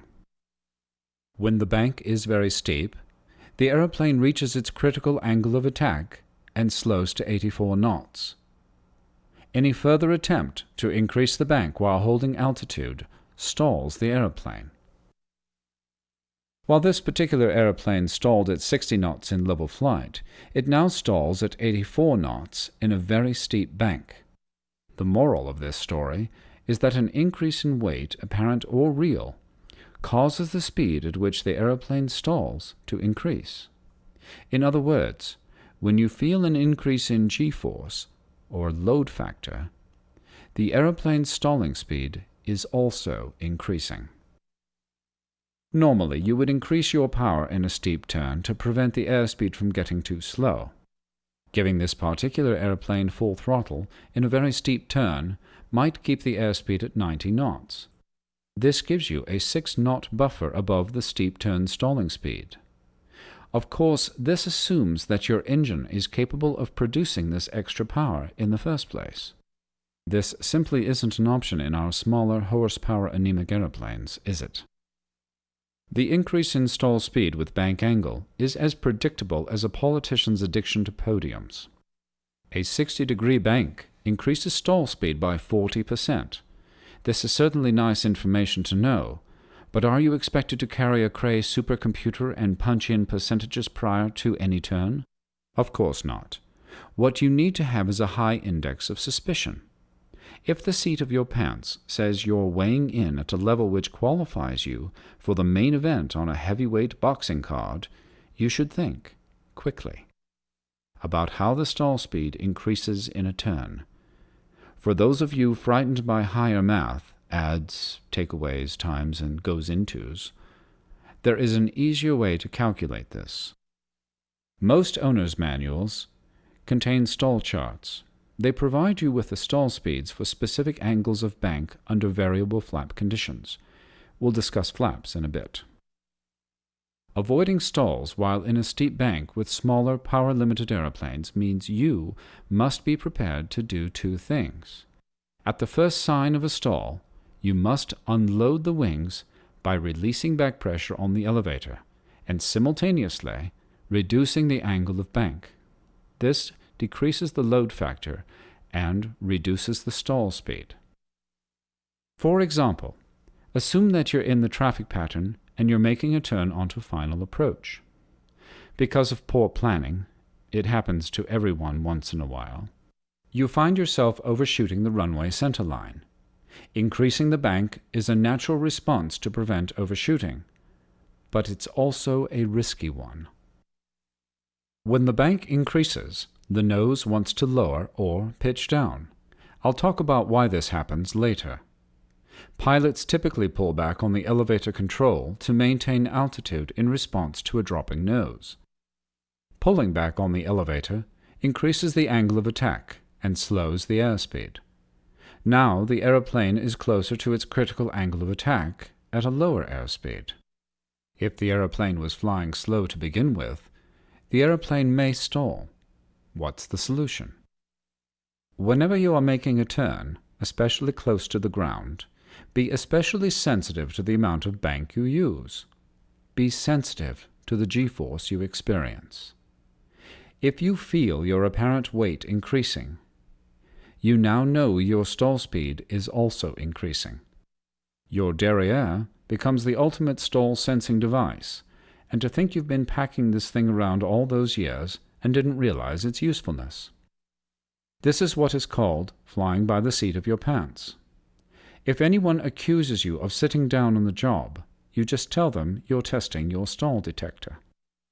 By the way, there is a time when we want our wings to stall before they experience too many Gs. The speed at which this occurs is called the design maneuvering speed.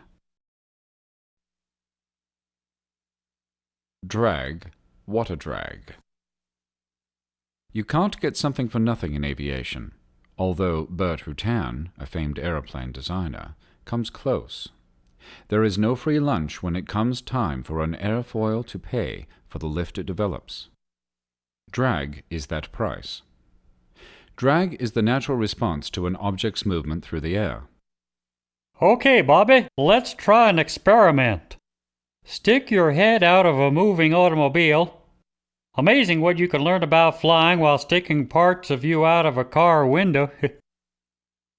At 60 miles per hour, your mouth puffs open, your eyes bug out, your head is thrown back, and your hair looks like it was blow-dried with a Pratt & Whitney jet engine. You look like some sort of a rock star. This is all the result of the wind resistance known as drag.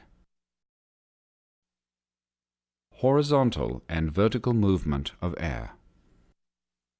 An Aikido martial arts master is trained to deflect his adversary vertically without offering any resistance in the horizontal direction. Upon encountering a head-on adversary, the Aikido master makes the Bruce Lee karate call sound and gently deflects the assailant either upward or downward. Wings do something very similar. They are designed, as you will recall from our earlier discussion, to deflect air vertically while offering very little horizontal resistance. Regardless of how efficient the wing is, some horizontal resistance to forward motion is always present.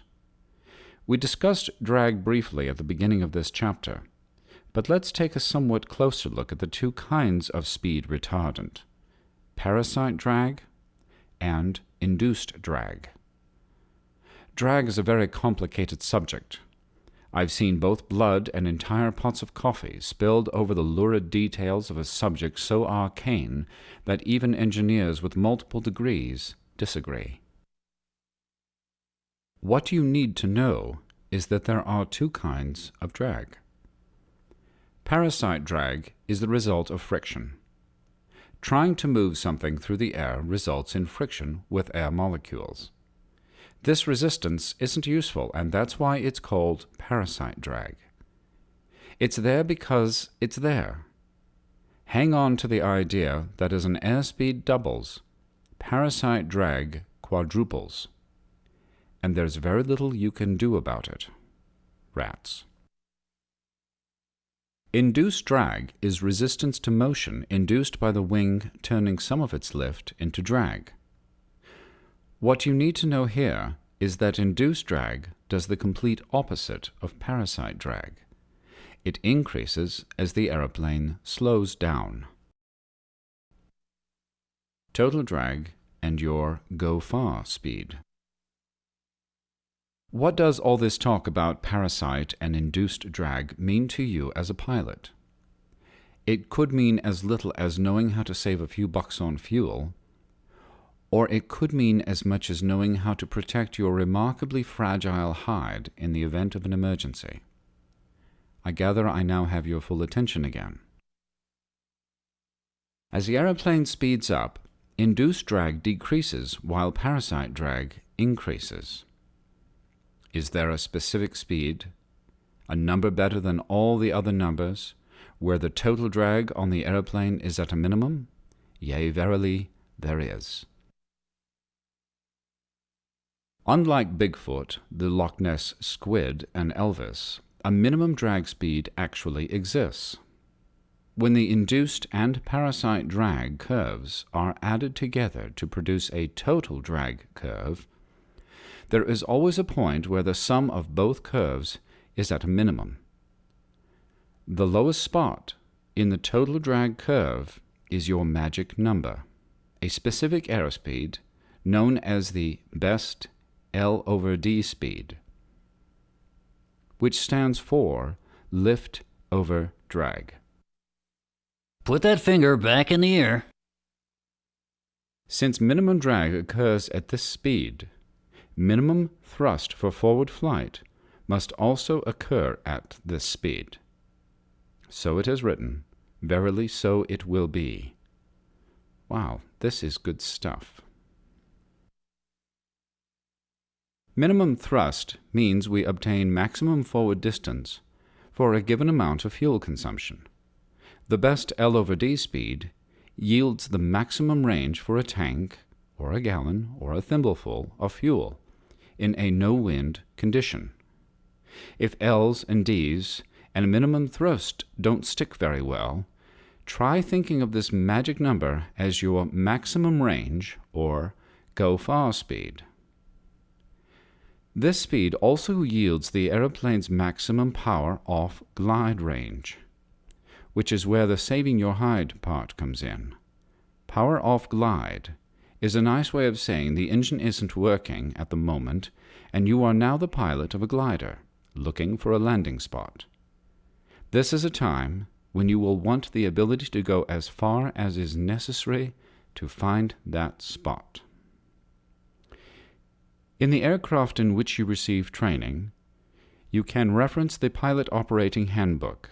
In the Pilot's Operating Handbook, there will be a chart which will reference the maximum distance power-off glide speed for that particular airplane. This speed should be as familiar to you as sandpaper is to a safecracker. Know the number for your airplane. Stretching the glide, saving the hide. A friend of Rod's was reading the newspaper USA Today. He's into primary colors. He said, "Hey Rod, it says here on page 13 that 52% of the American public is mathematically illiterate." Rod said, "That's not a good sign." To which his friend replied, "Yeah, imagine that nearly 1/3 of the population can't do math." As a precaution, I have avoided, to the extent possible, using mathematics in this book. However, I want you to think of the L/D as a ratio of lift to drag. Don't think about a ratio as a goes into or division problem. Think of it as comparing one value, lift, placed on top of another, drag, separated by a line. A power-off glide happens under one of two conditions. One is instructor-induced. It comes accompanied by some ominous-sounding incantation such as, You've just had an engine failure, and the instructor pulling the throttle back to idle. This is not really power-off glide. You may, at this awkward time, be asked what the plane's best L/D speed is, or what the glide ratio is. The other occasion is a real power-off glide caused by a real engine failure. This is the time when you wish you were wearing your Kevlar power suit and accompanying roll bar. At moments like that, you really do want to know the best L/D speed and have some idea of what the plane's glide ratio is. In a power-off glide, the best L/D speed allows the aeroplane to glide a maximum forward distance with a minimum amount of altitude lost. For example, the DA-20 Katana has a lift-over-drag ratio of approximately 14:1, also written as 14:1. At its best L/D speed, 65 knots. At this speed, the aeroplane experiences minimum drag at the bottom of the total drag curve and moves 14 forward for every foot it descends. No matter what you do to the aeroplane, this is the best glide ratio it's capable of attaining. You can rock banging forth in your seat and yell, "Come on, big fella, come on, yee-haw," and the airplane still isn't going to glide better than 14 feet forward for every foot it drops. If you attempt to glide at some speed other than this one, your airplane simply won't glide as far. Now you have a basic idea of how parasite and induced drag affect an airplane, and you're ready to take a closer look at how induced drag can fool you into believing your airplane is ready to fly when it isn't. Ground effect. The object of golf is to hit the ball the least number of times. Do this and you win. Recently, Rod was asked to play at a professional tournament. He used a new strategy. He stayed home, never hit the ball, and claimed victory. If wings can bend the air, why can't Rod bend the rules of golf? Here's one of those nifty pilot nuggets, or nougat, with which you can win a hamburger someday. Is it possible to unbend the air which is bent by the wing at a large angle of attack? Yes, using the wizardry of something called ground effect. Ground effect allows an aeroplane flying close to the runway to remain airborne at a slightly lower than normal speed. During landing, this means the airplane might have a tendency to float, continue to glide just above the runway. During takeoff, the airplane can become airborne before it has sufficient speed to climb. Either event is like buying new glasses, taking them back because you can't read, and then finding out you're illiterate. Both cause a lot of chagrin, but a takeoff like this can be dangerous. To understand how ground effect affects an airplane, you need to know something about how wind tries to escape around a wing.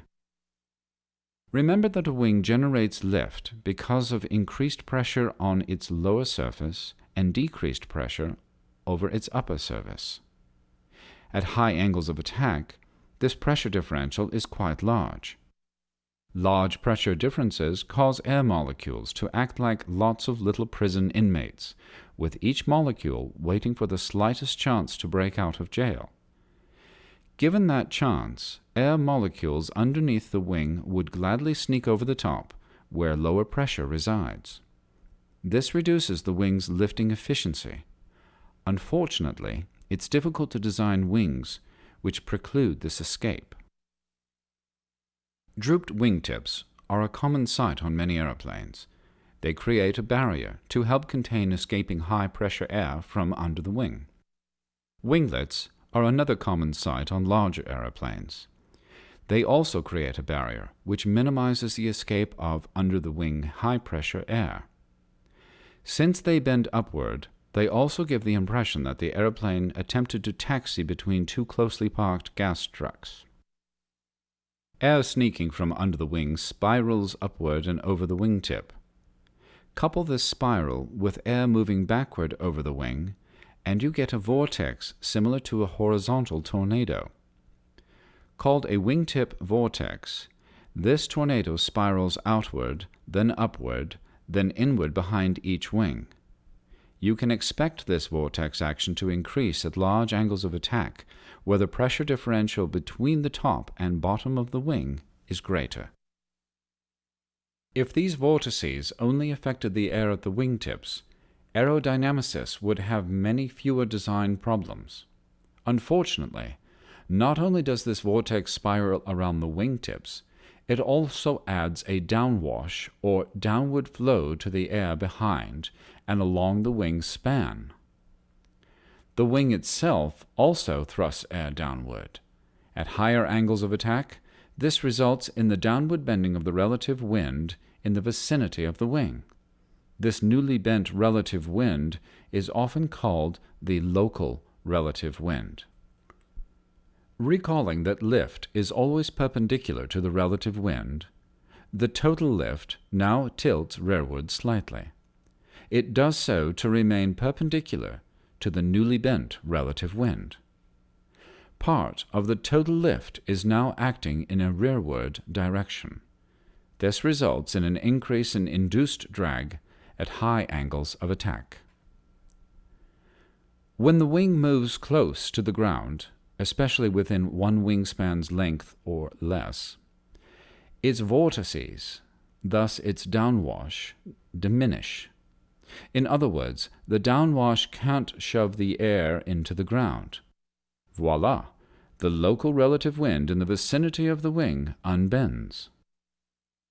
This has the effect of allowing the wing's total lifting force to tilt upward slightly, despite the wing's large angle of attack.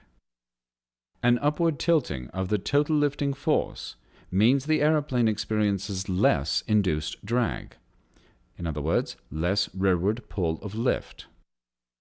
The net result is that it takes less power to produce the necessary lift for flight while in ground effect.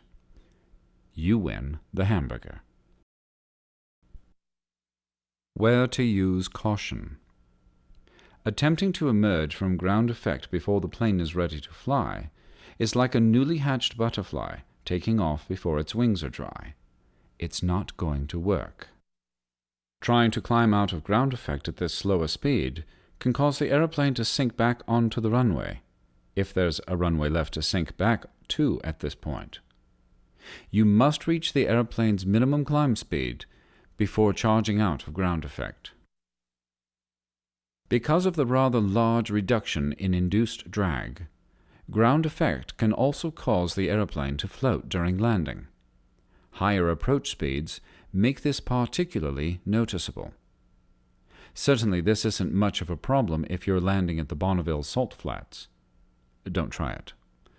If, however, you're landing on a 1,000-foot strip and approach at excessive speed, you might need a contractor's license. You'll need to rebuild all the houses, fences, and sheds at the runway's end. Here's a big secret. If you're approaching at a speed above the normal approach speed, slow down before entering ground effect. Since ground effect becomes noticeable at a wingspan's length and exists until touchdown, slow the aeroplane to the manufacturer's recommended approach speed before reaching this height. Continue your descent at this speed. Pitch changes in and out of ground effect. As if floating on landing and an inability to climb after takeoff aren't enough of a problem, expect to experience subtle pitch changes when entering or leaving ground effect. As the aeroplane becomes airborne and flies out of ground effect, the wing's downwash increases. This blows air downward on the tail. It's possible to become airborne without sufficient speed, then attempt to climb and have the nose pitch up slightly. This is the last thing you want to happen when the speed is low.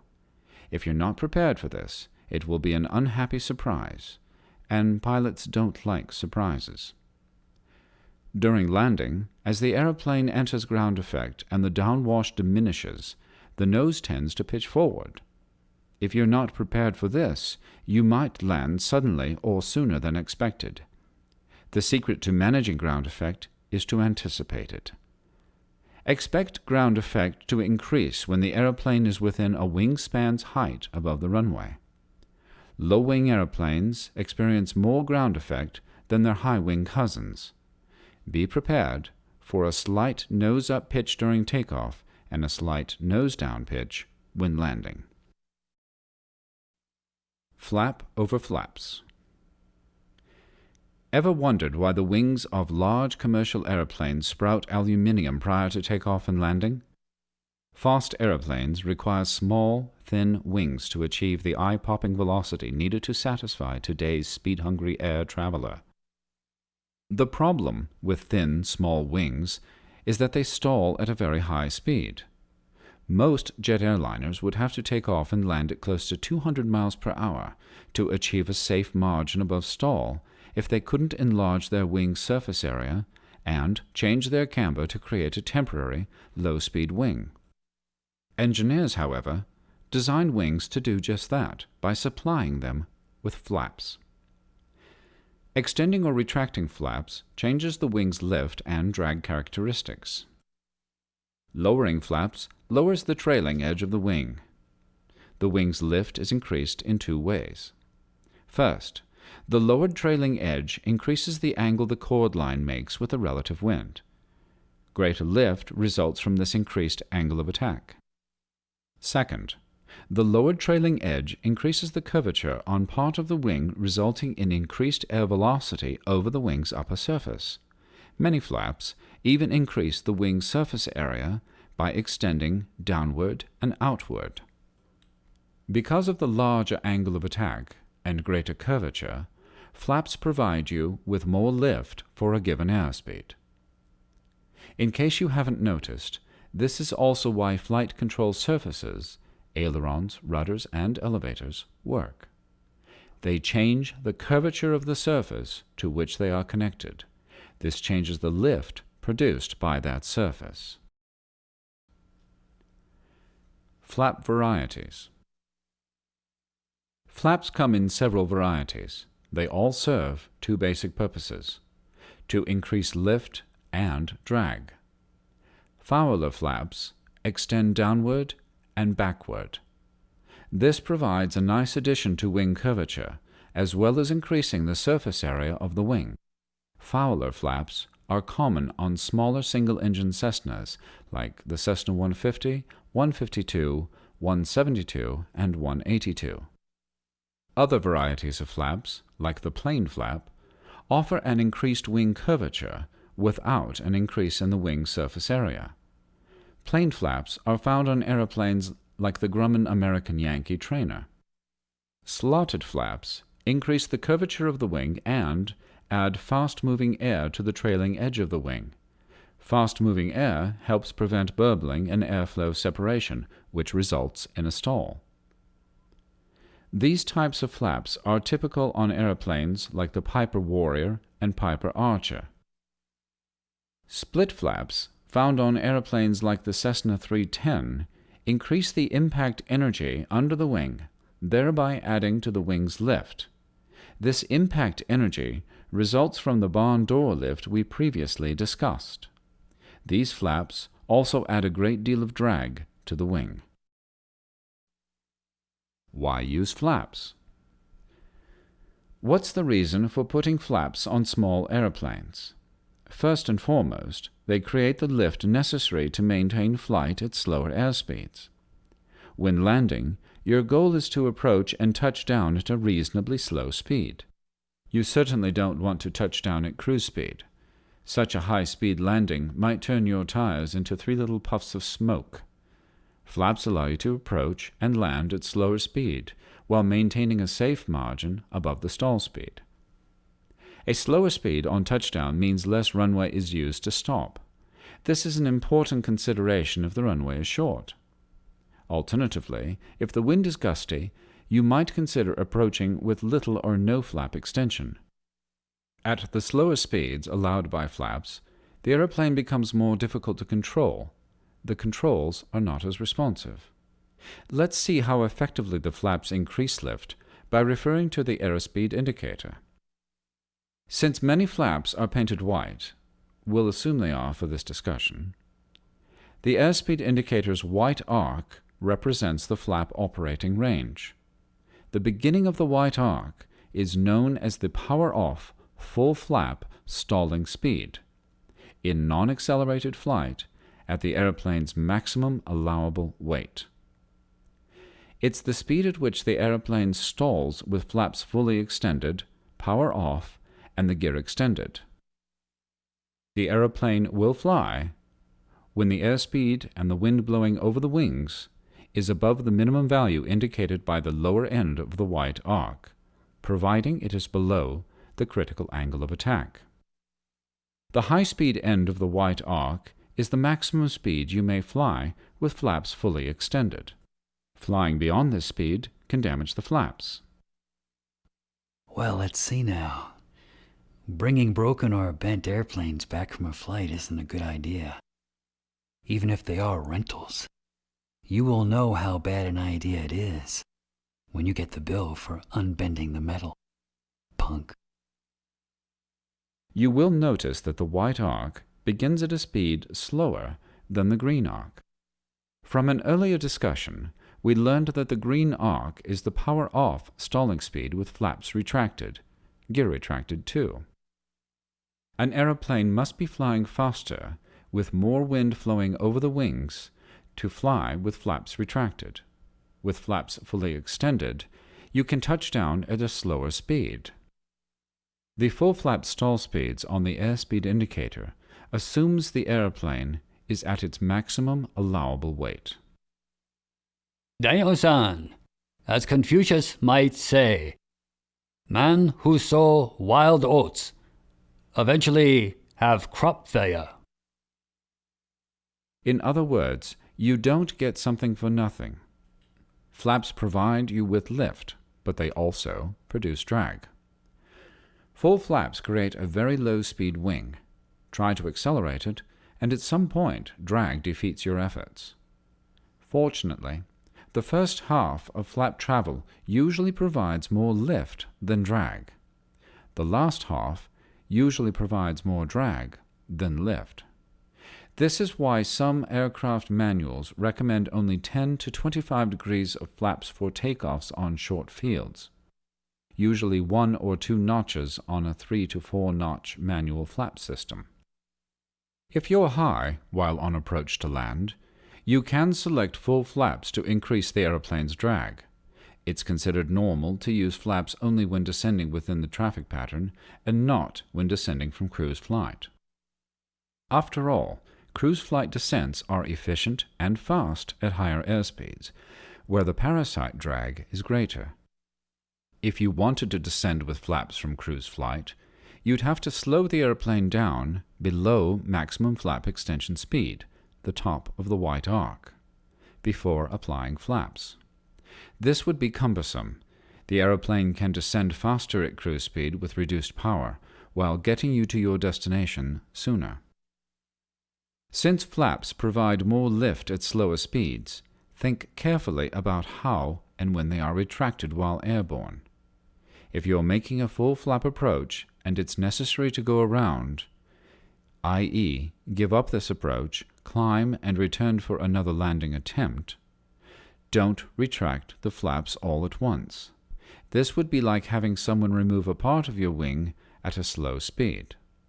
The sudden and often dramatic increase in stall speed could place you near a stall before you can accelerate to a safer speed. Apply full power first, then retract the flaps in increments.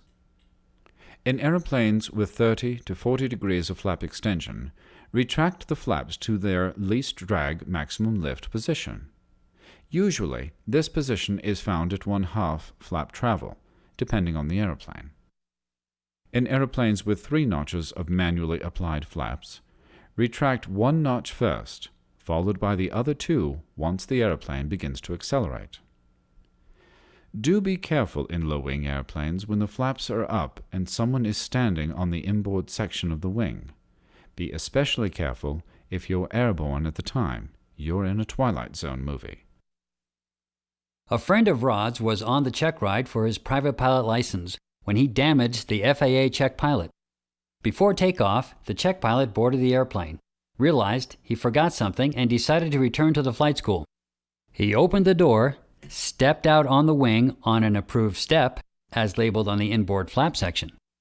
Rod's friend, realizing he hadn't checked the flaps during the pre-flight, decided to lower the hand lever activated flaps. And then thud were heard. The check pilot went aerobatic and fell straight down. His friend, trying to break the tension with a little humor, looked over and said, "Hey, while you're down there, how about checking those tires for me?" On his second check ride, How airplanes turn. There are many misconceptions in aviation. For instance, there are pilots who think prop wash is a highly specialized detergent, and a select few think that carburetor ice comes in 3 flavors. Sometimes pilots even have misconceptions about how airplanes turn. Let's examine what causes an airplane to turn, then look at how to perform this nifty little maneuver. when Rod was a young student pilot, an FAA inspector asked him how an airplane turns. He looked at the inspector and said, "With the wheel, sir." The inspector clutched his chest and shook his head in disbelief. Admittedly, his answer was a little off, and the inspector was a tad upset. The foam from around his mouth and his eyebrows merging with his hairline were good clues. Nevertheless, shouldn't Rod get partial credit? I guess Mother Nature doesn't grade on a curve. Lift pulls upward on the aeroplane, keeping it suspended in flight. Surely, if lift can pull upward, then it can pull a little to the left or right. When it does this, the aeroplane turns. To be precise about it, lift actually pushes upward on the wing. But I'll use the term pull instead. It makes the concept of forces a little easier to visualize. Okay, so how do you make an aeroplane turn? If you said, with the wheel, I am deeply indebted and promise not to have a heart attack. In fact, turning the wheel or deflecting the control stick, i.e. banking the aeroplane with ailerons, is exactly how we tilt the total lifting force and start a turn. I'll explain control usage shortly. Part of the lift force pulls the airplane up, the vertical component of lift, and part pulls the airplane in the direction of the turn, the horizontal component of lift. You can use your imagination and visualize two separate and smaller forces making up the total lifting force. If you're asked why an airplane turns, respond by saying that it's the horizontal component of lift that's responsible.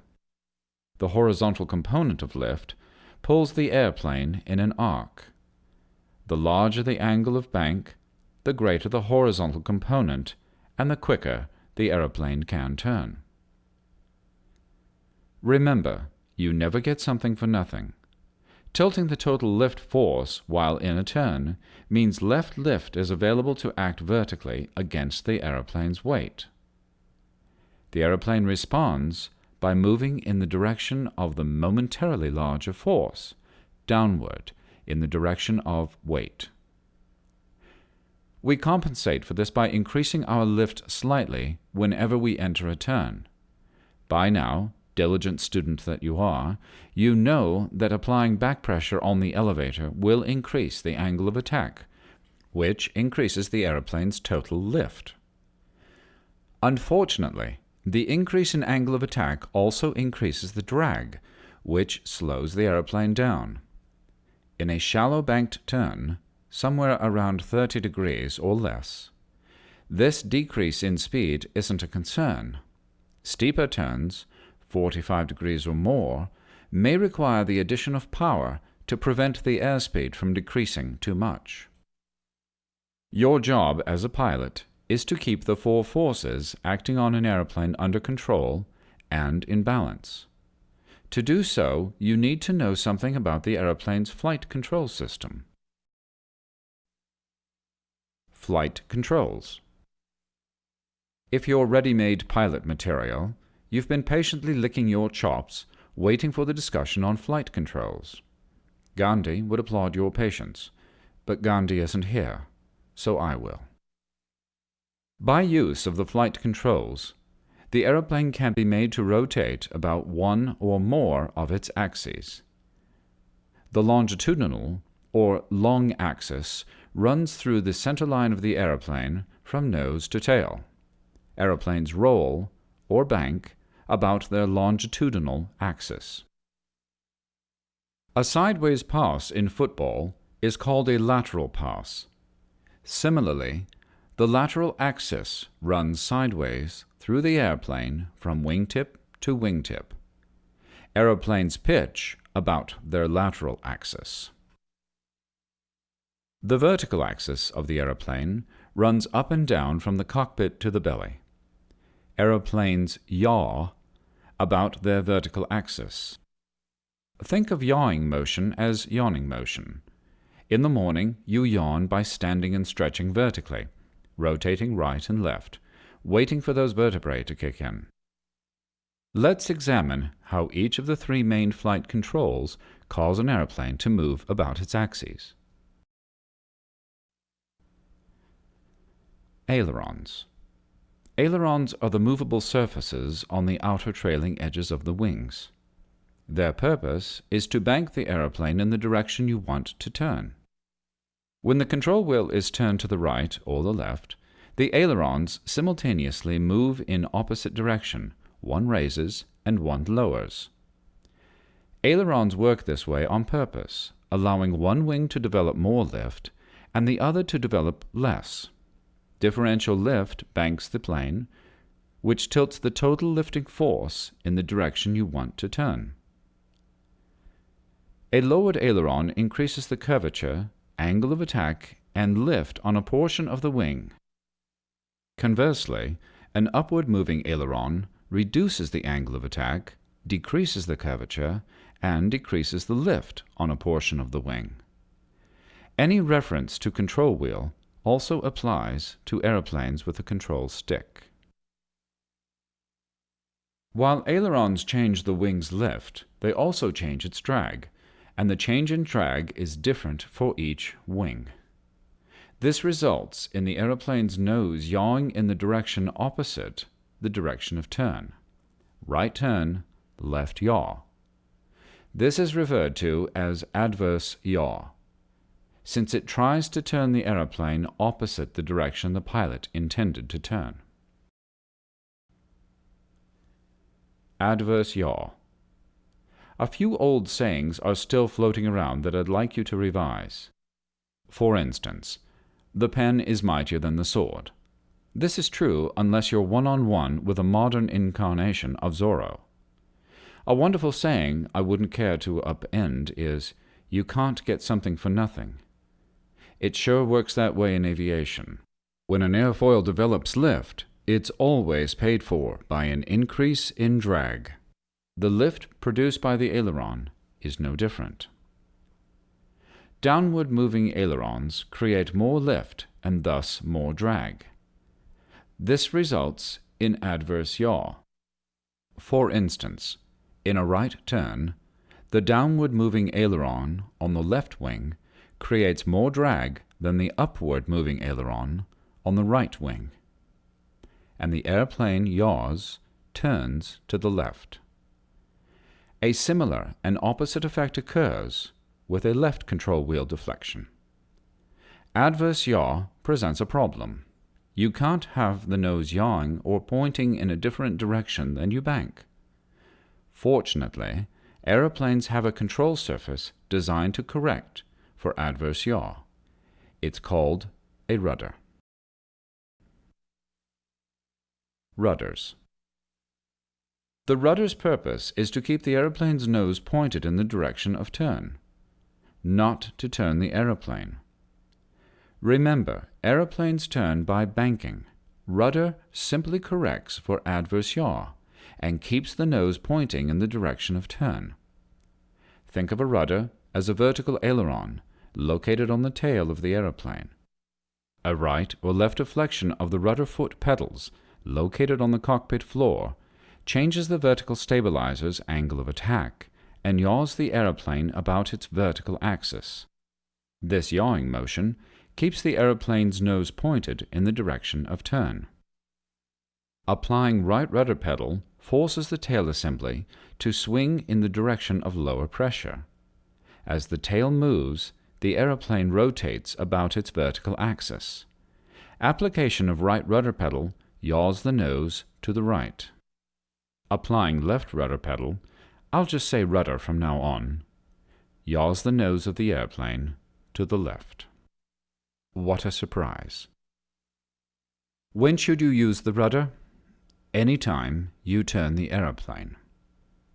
If you don't use rudder while trying to turn, part of the aeroplane is going one way, and another part points in the opposite direction. This is not a pretty sight, and your instructor's eyebrows will raise so high that they will scratch his or her back.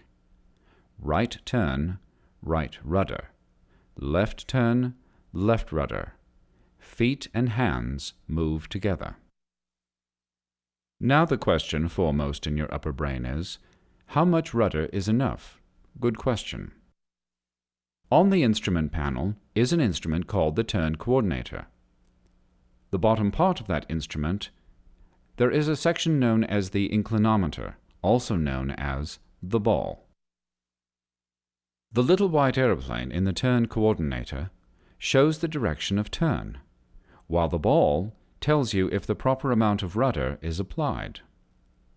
The ball is free to roll right or left within the glass tube. Any inappropriate rudder use or lack of use applies an unnecessary side force to the aeroplane. This deflects the ball in much the same way sunglasses scoot across your car's dash when rounding a sharp corner. Your job is to keep the ball centered with the rudder. During a turn, if the aeroplane's nose is pointed outside the turn, probably because of insufficient right rudder or too much right aileron, the ball and the aeroplane slip to the right, toward the inside of the turn. In other words, you need to point the nose slightly to the right for a precisely aligned turn. By adding enough right rudder to align the airplane in the direction it's turning, the ball returns to the center position. If an aeroplane's nose points towards the inside of the turn, probably because too much rudder is applied or insufficient aileron is used, the ball and the aeroplane skid in the opposite direction, toward the outside of the turn. By either adding a little opposite rudder or reducing the rudder pressure, the nose is kept pointed in the direction the aeroplane's turning and centers the ball. Simply stated, if the ball is deflected to the right or left of center, add enough of the right or left rudder to center the ball. Sometimes you'll hear your instructor say, "Step on the ball." This is simply your instructor's way of telling you to add right rudder for a right deflected ball and left rudder for a left deflected ball. Well, let's see now. Don't even think about placing your foot on that turn coordinator, or your instructor will question you about your SAT scores. And don't put marbles in your shoes either, lest you feel lucky, punk. When entering a turn, aileron and rudder are applied simultaneously in the same direction. This is what pilots mean when they refer to flying coordinated. Aileron establishes the degree of bank, and rudder keeps the nose pointed in the direction of turn. If the ball is centered during this process, we say that the controls are properly coordinated. One last point about the rudder. It is the last control forfeited in a stall. Even when the aeroplane is stalled, it continues to move forward with airflow over its surface. This allows some degree of rudder authority, even at very slow speeds. During a stall, you'll find that the rudder is very effective for maintaining directional control. In a spin, the rudder is very important for spin recovery. Elevator. The elevator is the movable horizontal surface at the rear of the airplane. Its purpose is to pitch the airplane's nose up or down. The elevator control works on the same aerodynamic principle as the rudder and aileron. Applying back pressure on the control wheel deflects the elevator surface upward. Lower pressure is created on the underside of the tail, which moves it downward, and the nose of the aeroplane pitches up.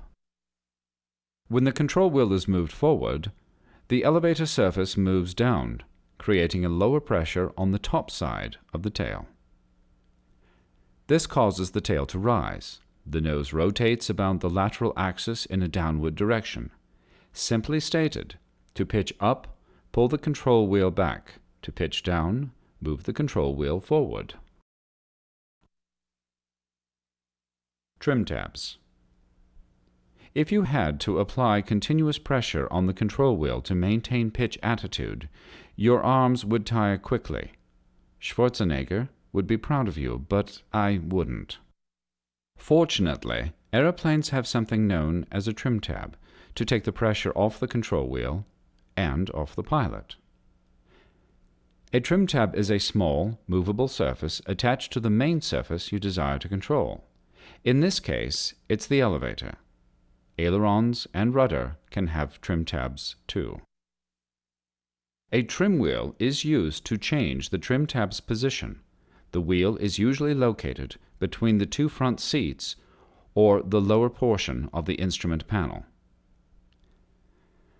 Moving the trim tab creates a slight pressure difference on the very end of the control surface to which it's attached.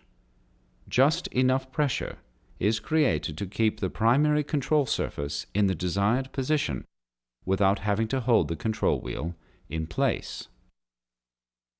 The trim tab moves in the direction opposite to the primary control surface it affects.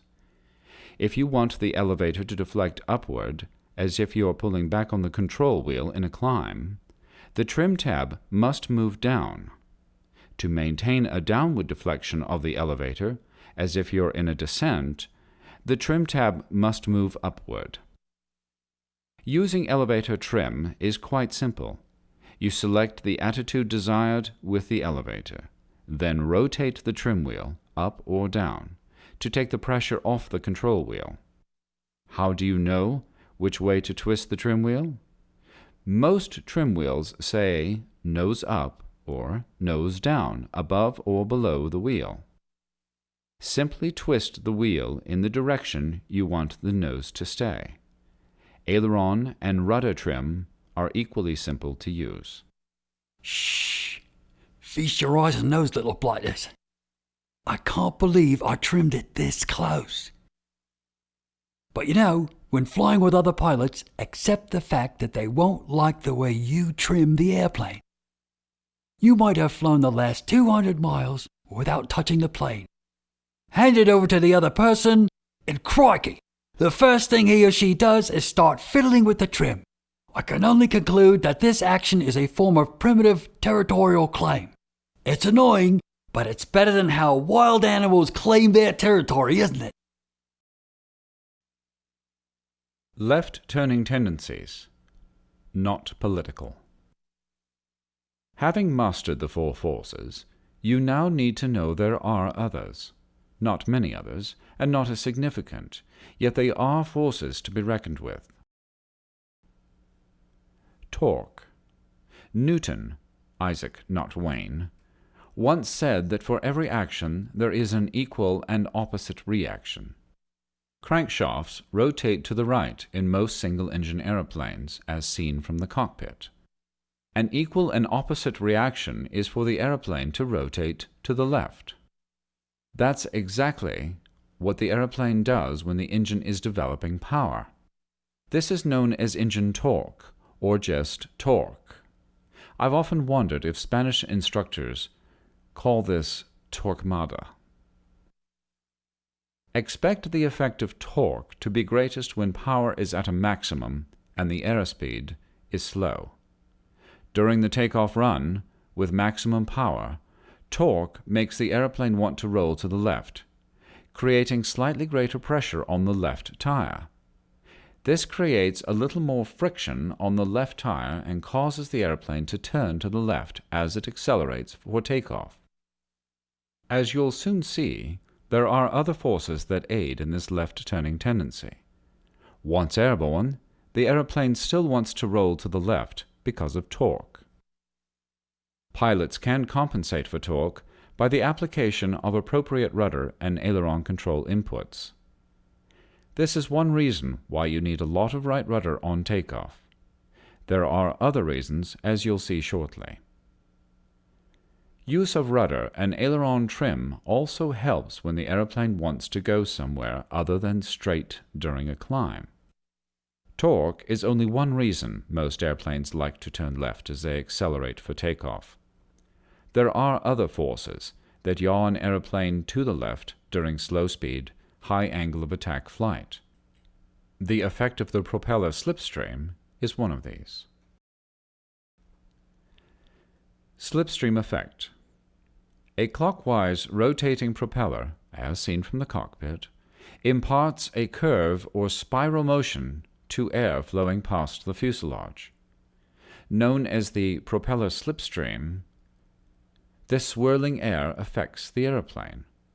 Under high-power conditions, such as during takeoff or climb, a curved spiral of air swirls around the airplane, striking the vertical stabilizer and the rudder, yawing the airplane's nose to the left. Airplane design, power usage, and airspeed all determine how the slipstream affects the airplane. We now have two forces that separately roll and yaw our airplane to the left. Well, now, this explains why flight instructors always say these three things. More right rudder. Let go, I've got it. Are you going to pay me now, or whistle Dixie? Your instructor's admonition to use more right rudder to counteract the left-turning tendency is quite common during slow speeds and high power settings. Alas, there is still one more force that yaws an airplane to the left. P factor. No, this is not something you experience on a long cross-country flight. Often called asymmetric disk loading, P factor or propeller factor is one more thing that makes your airplane turn left. Think about the word asymmetric. It means not symmetrical or not spread out evenly. Asymmetric disk loading occurs when lift produced by the propeller, which is a rotating disk, isn't evenly distributed. Before we proceed further, you should understand that the propeller is nothing more than a wing moving around a crankshaft. While airplane wings develop lift when pulled through the air, propellers develop their lift when spun around a crankshaft. Each half of the propeller is like a wing, and it follows all the laws that a wing must follow, i.e., the greater the angle of attack, the greater the lift and drag for a given speed, etc. If one side of the propeller develops more lift than the other, the airplane experiences a twisting or yawing motion. This causes one side to pull more than the other, inducing a yaw about the vertical axis. P factor is noticeable at high angles of attack for one very important reason. The downward moving half of the propeller develops more lift than the upward moving half. At a low angle of attack, both the upward and the downward moving propeller blade strike the air at similar angles. At higher angles of attack, the downward moving blade has a larger angle of attack than the upward moving blade. This means the downward moving blade creates more lift than its upward moving companion.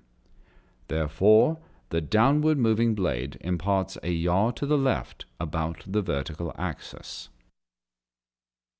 Expect to notice P factor at higher angles of attack, such as during takeoff and climb.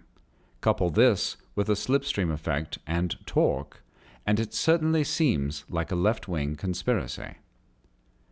At slow speeds and high power settings, a healthy amount of right rudder is necessary to keep the airplane from yawing to the left in this condition. I fully expect that genetic engineers will, one day, create an entirely new breed of pilot, known as Homo torque-down man. This hybrid species will have an enormous muscular right leg, useful in correcting for torque, slipstream, and P-factor when climbing aeroplanes without rudder trim. Hopefully, this chapter has helped you understand how to make the wing of your aeroplane work better for you. Don't worry if you don't feel like you quite understand these concepts yet. Seeing is believing, and it almost always takes a few flight lessons before the practical realities of aerodynamics sink in. Learning aerodynamics is like eating vegetables. They're good for you, even if you're not sure why. Take the case of Rod's little nephew Brad, when he was first introduced to broccoli. Rod's sister used guilt as a motivator to get him to eat the stuff. She'd always say, "Brad, eat your broccoli." Why? Because there are children in China who are starving. Little did he know that the parents of children in China were saying, "Jan, eat your rice." Why? Because there are children in America who have to eat broccoli. Hopefully this chapter was a little more pleasant than eating broccoli. Now that you know how an aeroplane flies, we'll turn our attention to the item that pulls an aircraft through the air in the first place, the engine. At this time, it is recommended that you refer to the photographs and illustrations in Chapter 2 of Rod Machado's Private Pilot Handbook.